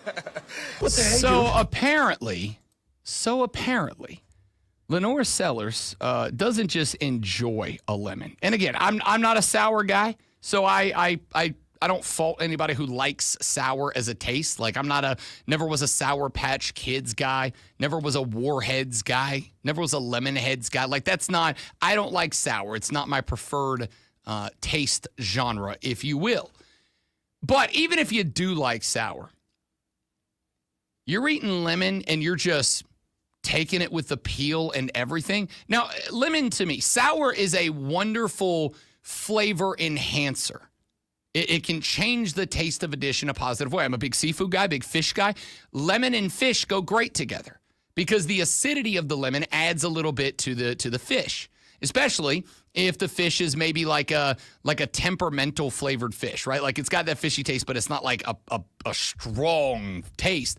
Lemon can kind of bring a little bit more out of that, and I get it. My dude goes whole lemon peel included. That's not in my wheelhouse. Well, according to the internet, lemon peels are edible and offer several potential health benefits. They contain vitamins, minerals, and fiber, and can be used in a variety of recipes. I have cooked with lemon peel before. I in my cocktail making at the house, in my mixology, lemon twist are Not really big. cooking, is it? No, You're I mixing. mean, You're I not do cooking. both. Okay, I all cook a right. lot of seafood on the Blackstone. Lemon is a wonderful way to enhance that. I actually use a little bit of the lemon while it's cooking, and then you pop a little slice on top as Yeah, but kind you of don't a use squeeze. Use the peel though. You just squeeze. And no, right? when I cook with lemon, absolutely slice that bad boy in half, drop it right there on top of the food. Okay, Right? all But right. here's the thing. I don't eat it. Like it goes in the it's kind of like a bay leaf. Like it's there for the seasoning and the enhancement of the dish, but you don't pop it off and like pop it down. That's not a thing. When I make drinks at the home, there are a number of cocktails that are in my wheelhouse that involve a lemon twist, which is where you cut off a shaving of a lemon peel and then you twist it to unlock a little bit of that flavor and you put it in the drink. But again, enhancer. You put a maraschino cherry in a cocktail. When I get to the end of that cocktail, I'm popping that bad boy out and eating it. You put an apple slice on a tropical cocktail, I'm eating that apple slice once it's done soaking in the cocktail of choice. I've never once pulled the lemon peel out of a drink and be like, hell yeah, let's roll. My dude is just out here eating lemons the way that we eat apples. Why are you blaming him though? Blame his dad. He said he saw his dad do it. There's a lot of stuff I saw my dad do that I'm like, you weirdo. I love you. No. You psychopath. Absolutely not. It's okay, kids. It's okay to take the good things about your parents and leave their weird. Here's the thing. Every parent used to be a weird person just like you. It's okay to leave their weirdness behind and get your own. Yeah, I'm still weird. Some of my traits definitely have went on to my children. You know what we need to do? We need to eat a lemon. No, we don't. Yes. All right, have at it, buddy. Eat a lemon peel. Why not? Have at it. Why not? I mean, you may like it. No, I won't. I know what lemons taste like. They're not for me. It's not my thing. I'm not saying you're bad. If you come in here one day and you start munching a lemon, I'm not going to be like, oh, Lonzo, you weirdo. Get off I'm not going to do it air. unless we both do it. I'm not going to. Okay, I'm telling you now, don't waste your money on 2 lemons because it ain't happening. Buddy, I'm from New Orleans, Louisiana. I've tried some stuff. I'll eat just about anything once, buddy. I'll try just about anything once, but like I've had lemon. It ain't for me. You try anything once except for lemon peel. I have eaten lemon before. It's just not my thing. And I don't understand how you go from lemon to lemon and also keep the peel on it. It was just a weird spot. Like it's not a judgment call. It's not like I'm like, oh, he's not winning the Heisman anymore. I'm just saying it's not for me. Are there any fruits or vegetables that you eat with the peel on? Apple. I eat apple. All right. Absolutely. Intended for About, grapes. Do you leave the skin on potatoes? Depends on how I'm cooking them. Okay. All right. Depends on how I'm cooking them. Like a lot of the time, yes. But like also, I will say one of the headbutt moments between the wife and I, when we both love baked potatoes. I'm Irish. I like baked potato. I like all potatoes. All potatoes matter.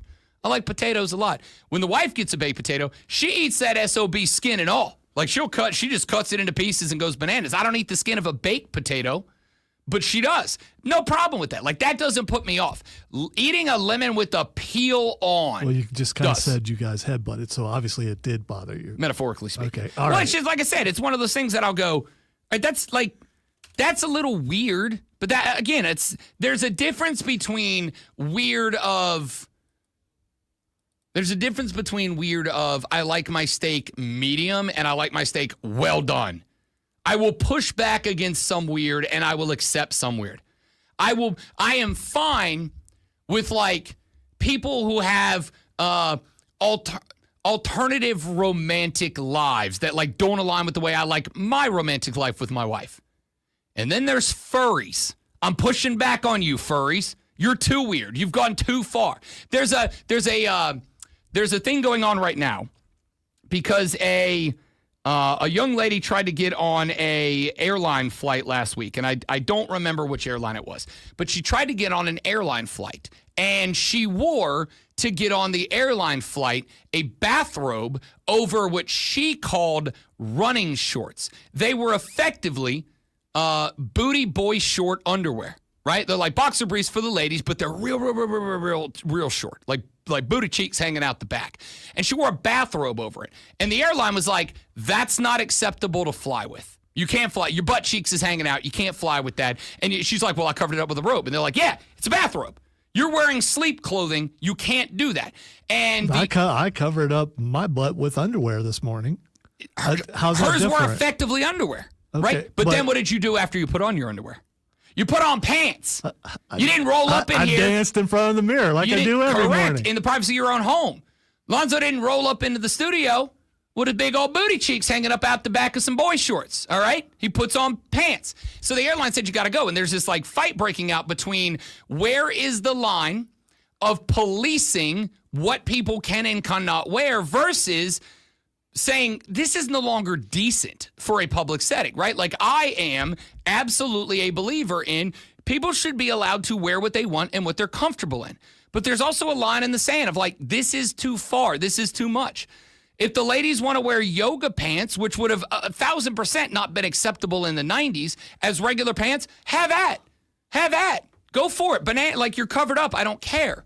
Versus, can I roll around in a G-string and be like, well, my bits are covered up, but like, don't police what I wear? No, I'd say there's a line that's crossed. There's a line. I don't think eating lemon with peel on is crossing the line to where if I get when we get Lenoris on the show and be like, hey, buddy, I got to tell you, this lemon thing, unacceptable. But it is far enough that I'd say, I'd like to ask you about it. I want to throw in a wrestling reference because we always do. Remember Chelsea Green, couldn't get back in her hotel last year because of how she was dressed. Yeah. And they wouldn't let her and again, place and time. Chelsea Green wearing, effectively a bra and panties to wrestle a match in, that's standard ring gear. That's fine. That's appropriate. Rolling back up into a hotel at 2 a.m. in that same outfit is not the time and place, right? Like there is a line there. So that's kind of where I'm at with the eating the lemon hold with the peel on kind of thing. All right, let me throw one more thing out real quick because this isn't really it may be a discussion and debate, and I know it has been online. I don't know how much, if any, you guys care about it, so I'm going to throw it out there. The WNBA All-Star Game was this weekend, and the collective bargaining meeting, the most recent collective bargaining agreement meeting for the WNBA was last week.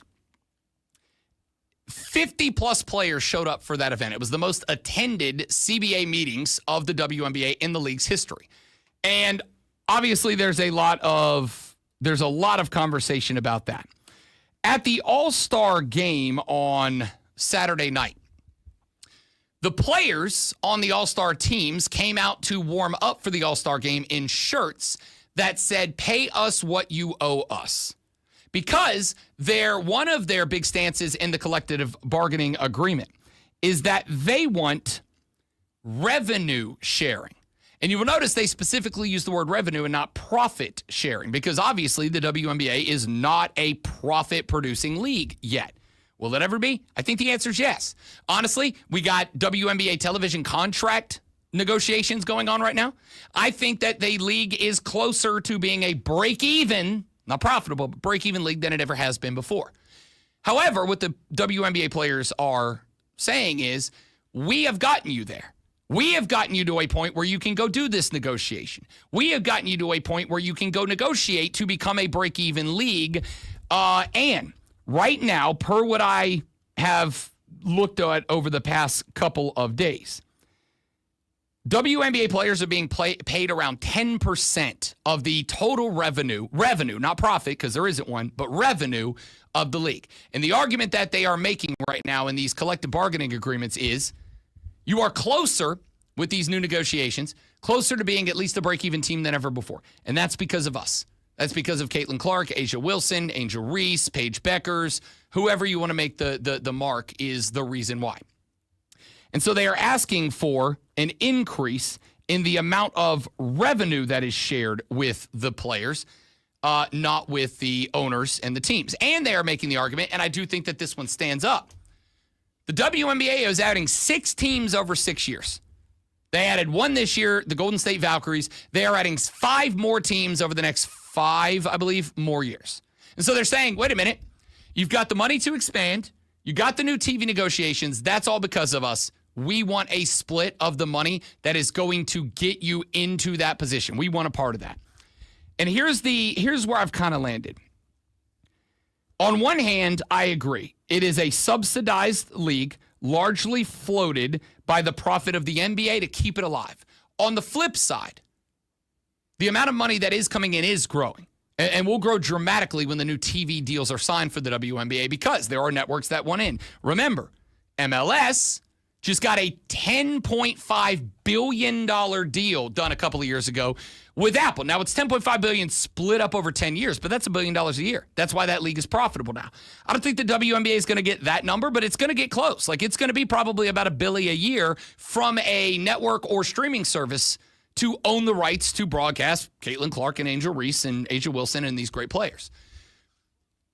A lot of people were beating up on the ladies, saying, oh, this is going to backfire on them. And I don't think that's incorrect, mainly because I've heard a lot of the conversation about those warm-up shirts from the All-Star game, pay us what you owe us.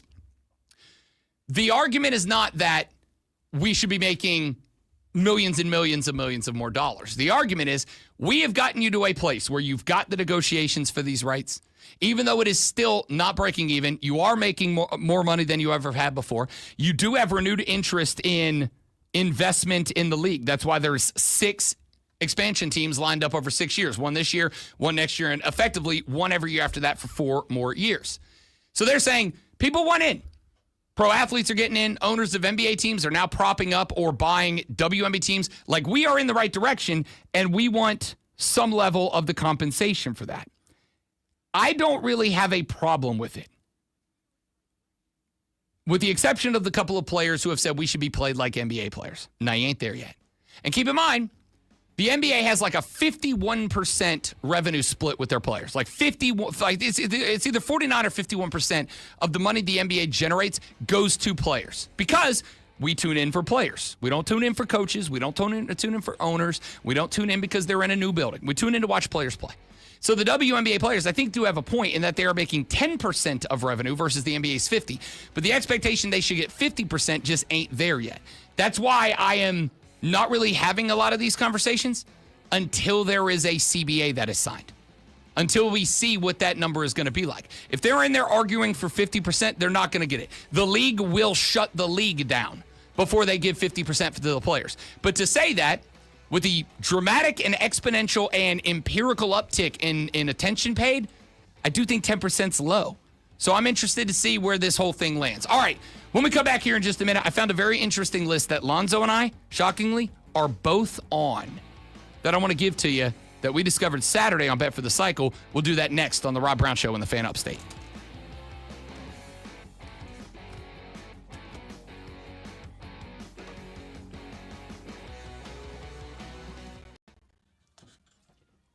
All right, guys, give it just a minute. We will be right back.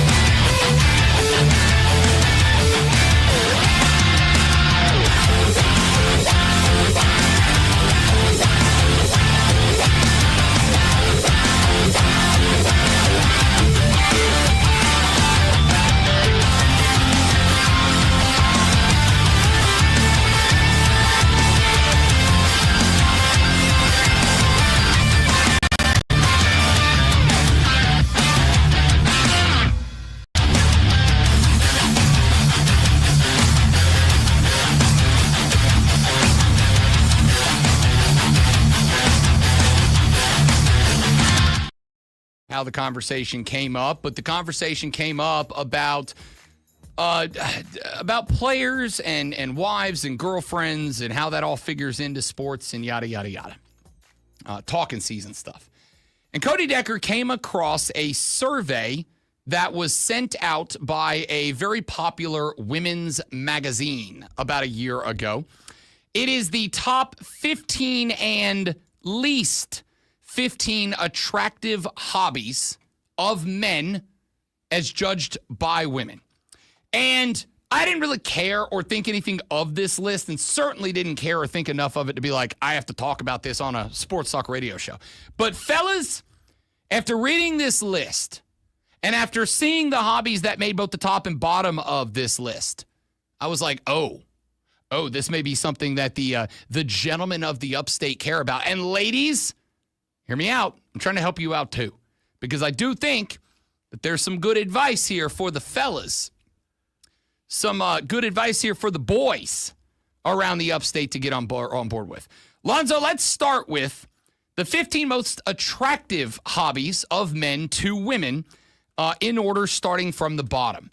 And is lumberjack on that list anywhere? Oh, hang on. Oh, okay. I'm going to tell you what everything's on the list. I was just curious. The 15th most attractive hobby to women, according to women, is traveling, with 88% of women say they find somebody who likes to travel attractive. Check for Rob Brown.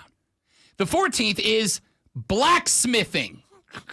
That was also my reaction. Well, yeah, I mean, you know. I believe across all the United States of America, there are 11 dudes into blacksmithing, and they're all on a reality show together on the History Channel. Listen, you got to be, I mean, there's nothing more manly than blacksmithing. For sure. Listen. Yeah, I do think a lot of these are based on kind of like societal perception, because as I pointed out, if you think as a man about like femme fatale, attractive spy assassin gal, they're all hot in the movies. Right? Yeah, There's no plain Jane girl next door, Black Widows. They're all smoke shows.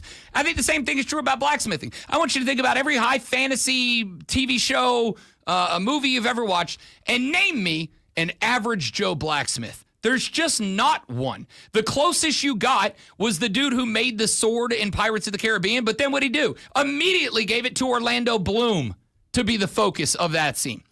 Number 13 is archery. I have a theory on this one, because it was like archery. That's weird. But I have a theory on this, and ladies, you can confirm that this is true. I don't think it's so much archery as the knowledge that if the apocalypse was to happen tomorrow and all technology in the shipping lanes got shut down, a guy who knows how to work a bow and arrow isn't just going to be able to provide and put food on the table, but they also have the ability to do that for a very long time. There might be some symbolism involved in there. If you want to analyze a little bit deeper about, symbols and things. I mean, maybe so, but I really think for a lot of these, because as we get shot closer to the heart, and you're to blame. As long as the more we get closer to the top of this list, I think there's a lot of this that there's like two genres it falls into, and one of them is, can you provide? Can you take care? And like blacksmith and archery are on that list. Number 12, hiking. Yeah. I mean, I don't mind hiking, but never once have I had a Sunday off and be like, hey, babe, strap up the boots. We're going hiking. So far, this is surviving the apocalypse. Sure. Yeah. The next one's not. Number 11 on the list, check mark, astronomy is number 12 on the list. Right above that with 90. Wait. I beg to differ. Okay. Astronomy could also be reading the maps. Get to know where you are. You're not wrong. Because electricity doesn't exist anymore. That's fair. Good point. Photography is tied with astronomy. Cool. I'm still alive here. Swimming, 92.8%. Now, back in the day, Rob Brown might have said, I'm going swimming. 40-year-old Rob Brown's not going swimming. I'm going to the lake to sit in mid-level water and drink a beer. So, I don't know if that counts. I doubt that it does. You have a floating chair involved in that? If I can. Okay. Absolutely. A floaty with a beer? With a cup holder. Oh, yeah. Floaty with a beer is untouchable. Right above swimming is gardening. I think that kind of falls back into the mix of if the apocalypse happens and food isn't available at the grocery store, can you hunt me a rabbit and can you put it with a tomato? And the answer for me is yes. Hunter, gatherer, provider. This goes back to all on the list. Caveman stuff. Right above gardening is writing. Yeah. Right above writing is painting. Okay. Right above painting is woodworking. Right above woodworking is cooking. Right above that is playing an instrument, with 95% of women saying playing an instrument is an attractive quality for a male partner to have. Right above that, number 2, foreign languages, speaking, reading, writing foreign languages. And the number 1 most attractive quality in a man, according to women, is reading a book, just reading. I gotta tell you, are you buying this, the reading thing? I absolutely am. You know, the blacksmith and all that kind of stuff. I kind of get that, but I don't know why woodworking is above blacksmith. But anyway, and I'll tell you why. Because you don't have to like it, but it is true, and there's been plenty of studies done to prove it. Reading is a sign of elevated intelligence. It just is. It just is. Why it's do you connected with say higher you don't have to intelligence. like it? I read all the time, Not dude. necessarily you. Okay, because you said you don't have to like it. A lot of dudes out there are like, it's just boring. I It's probably done, it's read pointless, more whatever. than you do. You probably do. But I would also say and this is for both of us, not you. I'd also say I don't think they're going to count reading a comic book as reading. They're going to be like, are you reading books about business and stuff? Well, I have a pretty good library. It's all science fiction and fantasy, but All right. still. Now let's go to the 15 least attractive hobbies. I clicked off, I think, 10 of the 15 of the most attractive qualities. I'm obviously not a blacksmith. I haven't done archery in a while. I used to. I actually still have a compound bow out in the storage shed that has been waiting to restring for a while. I don't swim. I don't paint. I don't speak foreign languages. That's pretty much it for me. Now, the 15 least attractive, in order of the least attractiveness of them. 33.6% of women said that the 15th least attractive quality is comic books. We're starting off strong here. Okay. All right. 32% I just said... read 4 yesterday, so okay. And the good news for Zoe and I, especially as we get deeper down this list, the good news for Lonzo and I is that we're both married and outkicked our coverage in doing so. Okay? So we don't have to worry about it. But comic books, number 15. Number 14, cosplaying. Now, I will acknowledge, I don't go, wholesale on, the big whatever. But, you invite me to a costume party? Your boy's putting on a costume. I was going to say, that's... I'm having some fun. Does Halloween count in cosplaying, though? Because everyone's dressed up? I also think I would bring up the fact that, if somebody ever spent the money to buy me, a full sale Batman costume, I might wear it all the time. It might just be a thing I wear now. Cosplay. Number 30 on the list of 15. Actually, I should say number 12 counting, or number 13 counting down. Debating. Yeah, I'm 3 for 3 to start this list. Wow. I will debate anybody, anytime, any place. I'm not saying I'm going to win. So women don't like men who argue with them. That's basically what it's saying. To break it down into specifics, one of the things they pointed out was specifically this went to debating on the internet, getting into Facebook fights, which again... Oh, that's definitely you. That's definitely me. Right ahead of debating is drinking. And again, I'm going to assume they mean over drinking, not I have some bourbon at night, but I get hammered 3-4 nights a week. But drinking That's is exactly fourth. what a drinker would say. Well, let me quantify this. What they're really saying is. Well, again, there is a noted difference in I have a glass of red wine with my dinner versus I polished a bottle last night because lulz. Right ahead of them is MTG. Oh, Magic the Gathering gets its own quantifiable spot on the list. The fact that you figured that out, because there's... Well, it's only because Cody said it to me on Saturday. Okay, all right. Yeah, I couldn't remember what it was, MTG. Right above Magic the Gathering is only 27.4% of women said they found attractive anime is on the list. Well, there's me, yeah. Right ahead of anime, makeup is just ahead of anime. I mean, what kind of clown makeup? See, here's the thought, and there is a couple of these on the spots that I'm like, ladies, you lied, and here's why. Rob Brown, it is no secret, spent as much time as I've been in radio, I've been in a band too. And there was a phase in the band's history where just to see how it went, we all did kind of an emo look. And your boy would regularly rock the guy liner and the painted fingernails on stage. And I'm also going to say, because my wife's in her office and not listening right now, your boy never had as much success with the ladies as he did in the black hair, black eyeliner, black fingernail phase. I was regularly doing very well with the ladies in that spot. But that also went along with being a performer and entertainer who played an instrument. So, did one of those outweigh the other? It's part of the uniform. 23% said they found guys who engage in crypto trading attractive. Slightly less attractive than that, cigars. Now, I'm caveating this one, too, as a fan of cigars. Those two probably go together, crypto They guys, absolutely do not. Yeah. I'm sure there's some crossover, but they don't. Because I'll tell you this, Rob Brown loves a good cigar. Once, twice a month, Rob Brown and a few of the boys will meet up at a specific cigar bar. It is not cigars, it is the discourteousness of those of you smoke. If you roll up into a crowd of people and you're puffing on a cigar, yeah, you're kind of a butthole. All right? Not everybody wants to smell that. Or if you come home after smoking cigars and you just roll around the house when you got that funk on you, that's bad too. When I go to a cigar bar, this is 100% true. I literally strip off what I'm wearing before I come in the house. like in the carport, strip down to the skivvies, come in, immediately throw those clothes in the washing machine, strip down the boxer shorts, put them in there too, wash that before I do anything else, then it's straight to the shower. Because I know my wife hates the smell. Right ahead of cigars is clubbing.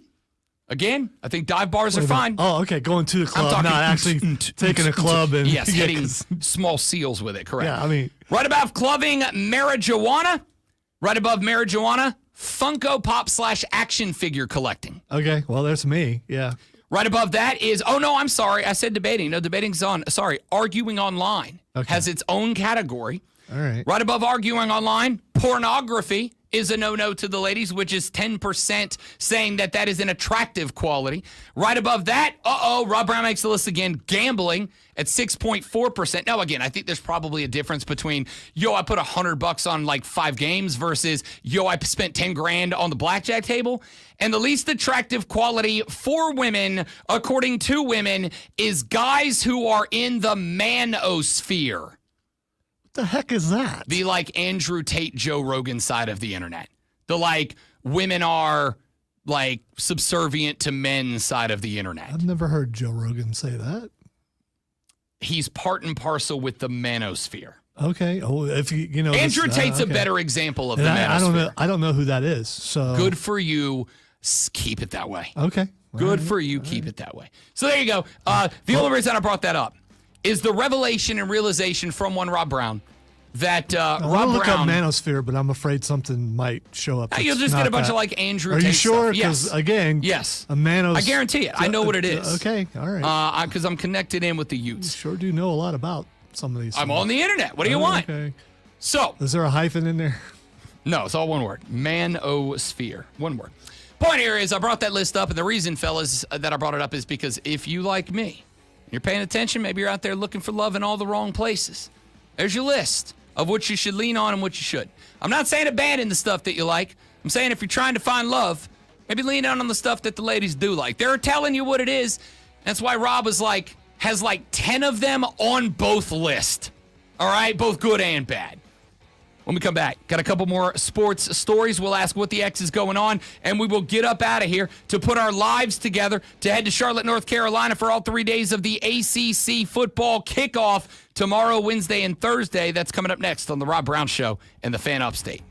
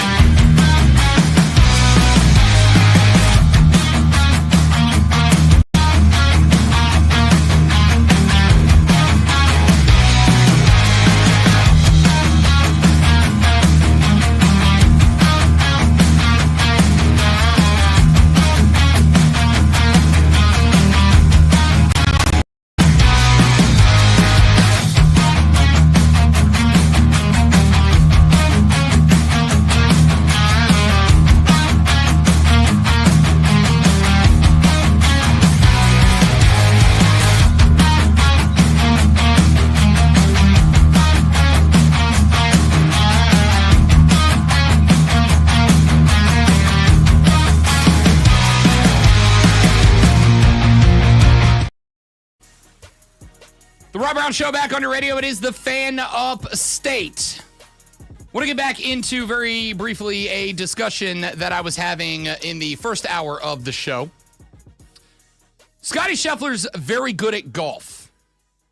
But he also, in his postgame press conference, pointed out that in his hometown, and it is important to note the conversation that he was having. He said in his hometown, there's a Chipotle close to his house that he can't really go into anymore because everybody knows who he is. Now, granted, it's in his hometown. He said there's another one on the other side of town I can go to a little less problem. Lonzo said if Scottie Scheffler walked into any Chipotle in the rest of the country, probably not getting recognized. And I think that's probably true with the exception of like golf guys, right? Like guys like me. That we watch golf all the time. We know the dude. Scottie Scheffler is the best golf player on the face of planet Earth right now. I'm not saying there's not anybody out there that maybe never ended up in the golf-averse, and therefore maybe he's better than Scottie Scheffler, but he'll just never play golf, so we don't know. But right now, Scottie Scheffler is the provably best active golfer in the world of golf. But he's not a star. And despite the fact that Scottie Scheffler is currently working at the, to the day, exact same speed that Tiger Woods worked at in terms of winning majors, he should be. He should be a guy that we talk about regularly. Scottie Scheffler had the exact same amount of days to the day between major championship win number 1 and major championship win number 4 as Tiger Woods did. So why is it that Tiger Woods was this global phenomenon and Scottie Scheffler's not? And the answer for me is very, very simple. There are 2 reasons. The first is the obvious one. Pre-Tiger Woods, golf was a sport dominated historically by white guys, mainly because it's a sport that's not cheap to learn or to play. It is one of the big reasons that I am a major advocate for First Tee of the Upstate, because they are going out of their way. They put in a lot of work to make golf accessible to a younger demographic that may not otherwise have access to this game. And hopefully will give them the life skills necessary to make the decisions and do the things in life necessary to make golf a consistent part of their lives, even when it gets to the point that they're older, they're adults, and it's not cheap anymore. Tiger Woods opened golf up to an entire new demographic of people. Tiger Woods opened golf up to people that had never seen a golfer that looked like them or talked like them or came from a background like theirs and dominated the golfing landscape for a very long time. Scottie Scheffler isn't any of that. He's just and I say this with all due respect because, hey, me too, he's just a normal dude. There's nothing, he's not super, I mean, he's in good shape, but he's not like physically intimidating like a Bryson DeChambeau. He's not a online character personality like Rory McIlroy or Bryson DeChambeau. There's nothing that sticks out about Scottie Scheffler. There's nothing that makes him unique. I say that respectfully. I'm the same way. Just a mediocre dude. There's nothing special about him other than the fact that he kicks everybody's ass that he plays in golf. So Tiger Woods was different. He opened up golf to an entirely new demographic of people that otherwise would not have any representation. He gave them something to latch onto. Scottie doesn't do that. The second thing that I think prevents Scottie Scheffler from becoming a superstar is that he doesn't want to be one. We had this conversation in basketball not terribly long ago when the big conversation in basketball, as frustrating as it was the conversation about who's the next face of the NBA. LeBron James and Steph Curry are closer to the end than the beginning. When they step away, who's the next face of the league? Is it Luka Doncic? Is it Anthony Edwards? Is it Trae Young? Like, who's that guy? And one of the popular answers was Anthony Edwards, but we also pointed out Anthony Edwards has said repeatedly, I don't want to be the face of the league. I just want to be a great player, right? Scottie Scheffler said, winning isn't everything to me. I want to do it. It's nice, but like it's not who I am as a person. Therefore, it's just kind of a thing I do. Anthony Edwards, same thing. Like I want to win championships, but I don't want to be the face of the league. I just want to play basketball. We've had that conversation. I think in order to be a superstar, you've kind of got to hit both. You've got to be different. You can't be the best in the long run of guys who are all just like you. Ken Griffey Jr. was the face of baseball. Why? Because he was different. Now, obviously, he wasn't different in Tiger in that at that year, baseball had been integrated for 50 years. And there were a lot of guys that looked and played like Ken Griffey Jr. Ken Griffey Jr. being different was because Ken Griffey Jr. was cool. The hat was backwards. The jersey was untucked. All of the things that made baseball at the time a gentleman's game. Griff was like, I don't care. If you care that I wear my hat backwards, I'll go hit home runs for somebody else. If you care that I take BP with my shirt untucked, I'll go hit home runs for somebody else. He was different in that he didn't follow up with all of the norms that made baseball a gentleman's sport. He was like, dude, I'm going to wear my hat backwards. I don't care. And if you care, then I don't care that you care. And that made him different and unique. But he also had an attitude. Not an attitude of, I want to be the face of the league. Just more an attitude of, cool, if you love me, love me. And if you don't love me, don't love me. I'm still Ken Griffey bleeping Jr., right? Scottie doesn't have that attitude. Like, there's nothing attitude-y about Scottie Scheffler. I think when it comes to making superstars, and the reason I bring this up is not just golf, but I bring this up about baseball too, because I watched and enjoyed the crap out of the home run derby last Monday. But Deck made the point that the derby ratings, while good, were not as good as they've ever been before. And comparatively speaking, if you adjust for viewership inflation, it was kind of behind what the home run derby back was in the McGuire, Sosa, Griffey Jr. days. And Dex said that's because there are no household names in this derby. If I go down on the street and ask 100 people who O'Neal Cruz is, very few are going to know the name. If I ask 100 people who the Big Dumper is, very few are going to know the name, and some of the other ones are going to call the cops on me. Because Cal Raleigh is growing as a superstar, but he ain't a superstar yet. So how do you create that? And the answer to me is you don't create the superstar. The superstar is created both by themselves and by us, by fans. You just have to, and this is something I think golf struggles with. It's something I think baseball struggles with. You have to be ready to recognize that a potential superstar is being embraced by the fans. You have to be ready to acknowledge, oh, that guy, that's the people's champ. That's the guy the people have latched onto. And then you have to be ready to pounce on that and to prop them up and to put their face everywhere, right? Ronald Acuna Jr. had a weekend this weekend. He made a throw from the right field corner to pick off a Yankee in game one at third base. Threw it about 310 feet in the air, no bounce. I would need a friggin' drone to get a baseball that far. He just threw it that far. I'm glad to see it. It's getting replays on the highlight shows and all that. But you got an opportunity to say, here's this kid. He's different. He's young. He's unique. He's got cool hair. He's got dope necklaces. He wears dope Jordans. And he can do this. We should be celebrating that. I don't see it very often. You have to recognize when a player has been accepted by the fans as the future, and you have to be able to pounce and promote on that. The problem with golf is that Scottie Scheffler ain't that guy. He's not going to give you those big, extreme, boisterous moments. It's not him. He won the Open Championship yesterday. He is 3/4 of the way to a career Grand Slam. He needs one more major, and he'll be done. He'll have the career Grand Slam. Remember, Rory McIlroy just got it, and it was the story. When he win number 3 of a career Grand Slam and won the Open Championship. How many years did it take Rory to get there? A lot more than Scottie. Yeah. A lot I'm talking more. about getting that last one. Yeah, a lot more than I assume it will take Scottie Scheffler. When he won that thing, in a moment that I think most golfers would have thrown the club, fist pumped, cried, whatever. Scottie Scheffler didn't do anything. He just kind of tip of the cap, and that was it. I put up a tweet on Friday. Scottie Scheffler knocked down 2 eagles in a day on an eagle number 2. He hits the eagle, and he just kind of gives the most nonchalant, 2-finger wave to the camera. I'm like, buddy, if I knock down 2 eagles, I'm taking off my shirt. I'm shotgunning a beer. I'm sprinting around the green 50 times. I'm gassing myself like the ultimate warrior. This guy just kind of waves. Scottie doesn't want to be that guy, and so he doesn't give you the moments that the fans can latch onto, which means golf's got to find that next guy.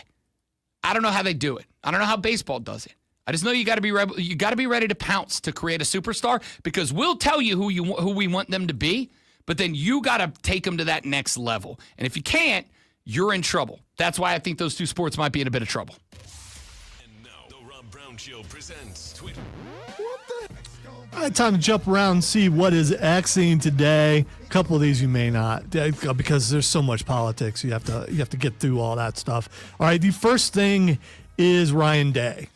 I do not know why Ryan Day is Xing right now. I do know that the Big Ten Media Day postseason. He's also Xing with Tony Petitti. Okay. Yeah, that's it starts tomorrow. Yeah, the Big Ten Media Days are coming up. Now, the Big Ten does something interesting in that they do their media poll before Media Days. The Media Day poll has come out already from the Big Ten, and hilariously, Penn State was picked by the media to win this conference. The media very in on Penn State. They got 11 first-place votes, outpacing Ohio State in their 10, Oregon in 2. Illinois checks in 4th, but no first-place votes. Michigan 5th with 1. Indiana is checked in at 6th. All right, I don't expect you to know this, but if you right away give me a look, then you do know. AJ Francis is Xing right I got nothing on AJ Francis. Okay, ladder match, he straddled off the side. Yeah, he hit one of the rungs in between. Oof. Yeah, it's not. Oof. Yeah. So I saw something earlier that came up with a clip that was like real bad landing at Slammiversary, and I was like, nope, not watching that, because anytime I watch one of those, half the times they're funny, like dude falls off and he like racks himself on the rope, but then the other half the time I look and a leg snaps. Yeah, AJ Francis, not a small guy either. And yeah. he just missed. It's kind of ugly. All right, next thing it's Xing is Shark Week. It is Shark Week on the Discovery Channel, and nothing has been more disappointing to me than the de-evolution of Shark Week over the years. Years ago, Shark Week on the History Channel, it was like a week worth of Super Bowls to me. I'm watching every show. Then about 4 or 5 years ago, they started doing like dumb stuff. Like they did one where they did an entire episode on the Megalodon, which should have its own show. Carcharodon Megalodon is an incredible concept of like what used to be, and it's now evolved into the Great White and all that. But that wasn't what they did. Instead, they did the hunt for the Megalodon. And it wasn't even like that. Like even that could be interesting, right? Jason Statham? No, it was not. It was like they treated it as if it was like a for real documentary. But the problem was they kept faking like something real big bit our boat. It might have been the Megalodon. It's like, no, it wasn't. And no, that didn't happen. Stop. If you want to do a documentary on the Megalodon, Rob Brown's all in. I am your number one demo. But then you do dumb dramatic stuff. Shark Week and the History Channel, go back to doing what you did. When I tune in and I got the History Channel running 8-hour Pawn Stars marathons, I'm out. I want to come back and I want to be an old man who watches 40 hours of World War II documentaries over and over and over and over and over. Shark Week.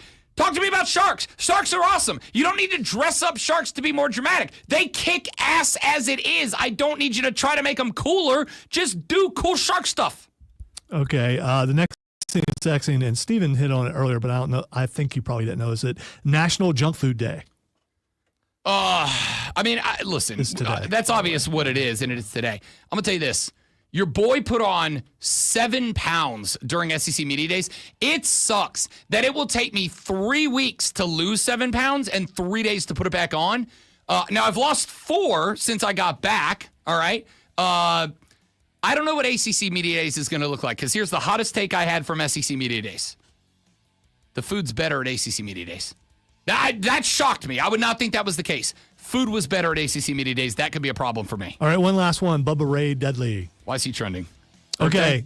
Or did he say something? The Hardys won the titles last night at Slammiversary, and Bubba came out and asked for one more match. So the Dudleys versus the Hardys, one more match. Can that just be all their retirement match? Can they just all do it and be done? You know I love Buddy of the show, Matt Hardy. Love the Dudley boys. Get the tables. But can y'all get the retirement? Please, I'm begging you. All right, that's it for us. Thanks for being here. Hope you enjoyed the show. Tomorrow, live from Charlotte, North Carolina for ACC Media Days. Make sure you're here. We're going to dive in and do all college football for 3 days. I'm Rob. He's Lonzo. Have a great rest of your day. We'll see you back here tomorrow for another rousing edition of The Rob Brown Show. and the Fan Upstate. Later. I can't stand this team. They got no balls.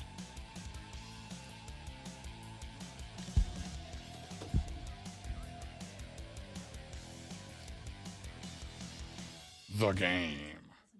I wonder if I probably should ask if we have special intros and outros for ACC media. I will find out because I do need to go down there and talk to them. You, Then I have to go home and pack because it'd be funny if we didn't, but that's just my opinion. You have to go home and pack because I didn't. It's the only reason. I should have yesterday and I did not. All right, dudes and dudettes. Oh, this is an interesting poll. The Dan Patrick Show just tweeted out, is teal overrated as a color? In 5 minutes, they have 40 votes right out of the gate, and it is split exactly 20-20 yes, no. See, I think teal's a great color. I love teal, but I think it's overused in the fact that you know what color that is. It's teal. I mean, so it's kind of a, But like, it is teal though, right? Yeah. Like you can't call it green. You can't call it blue. You can't call it blue-green or green-blue because it's not really one of those. I think it's more not about the color, but it's about the fact that people want to point out that you know what color that is. It's fair. All right, dudes, got stuff to do. Thanks for being here. Make sure you're back tomorrow because it is ACC Media Days 1, 2, 3, Tuesday, Wednesday, Thursday. We'll be live for all of them. Drop me an email, rob.brown@thefanupstate.com. If you have any thoughts or concepts or questions for the boys and gals that are going to be there, holler at you, boy. See ya.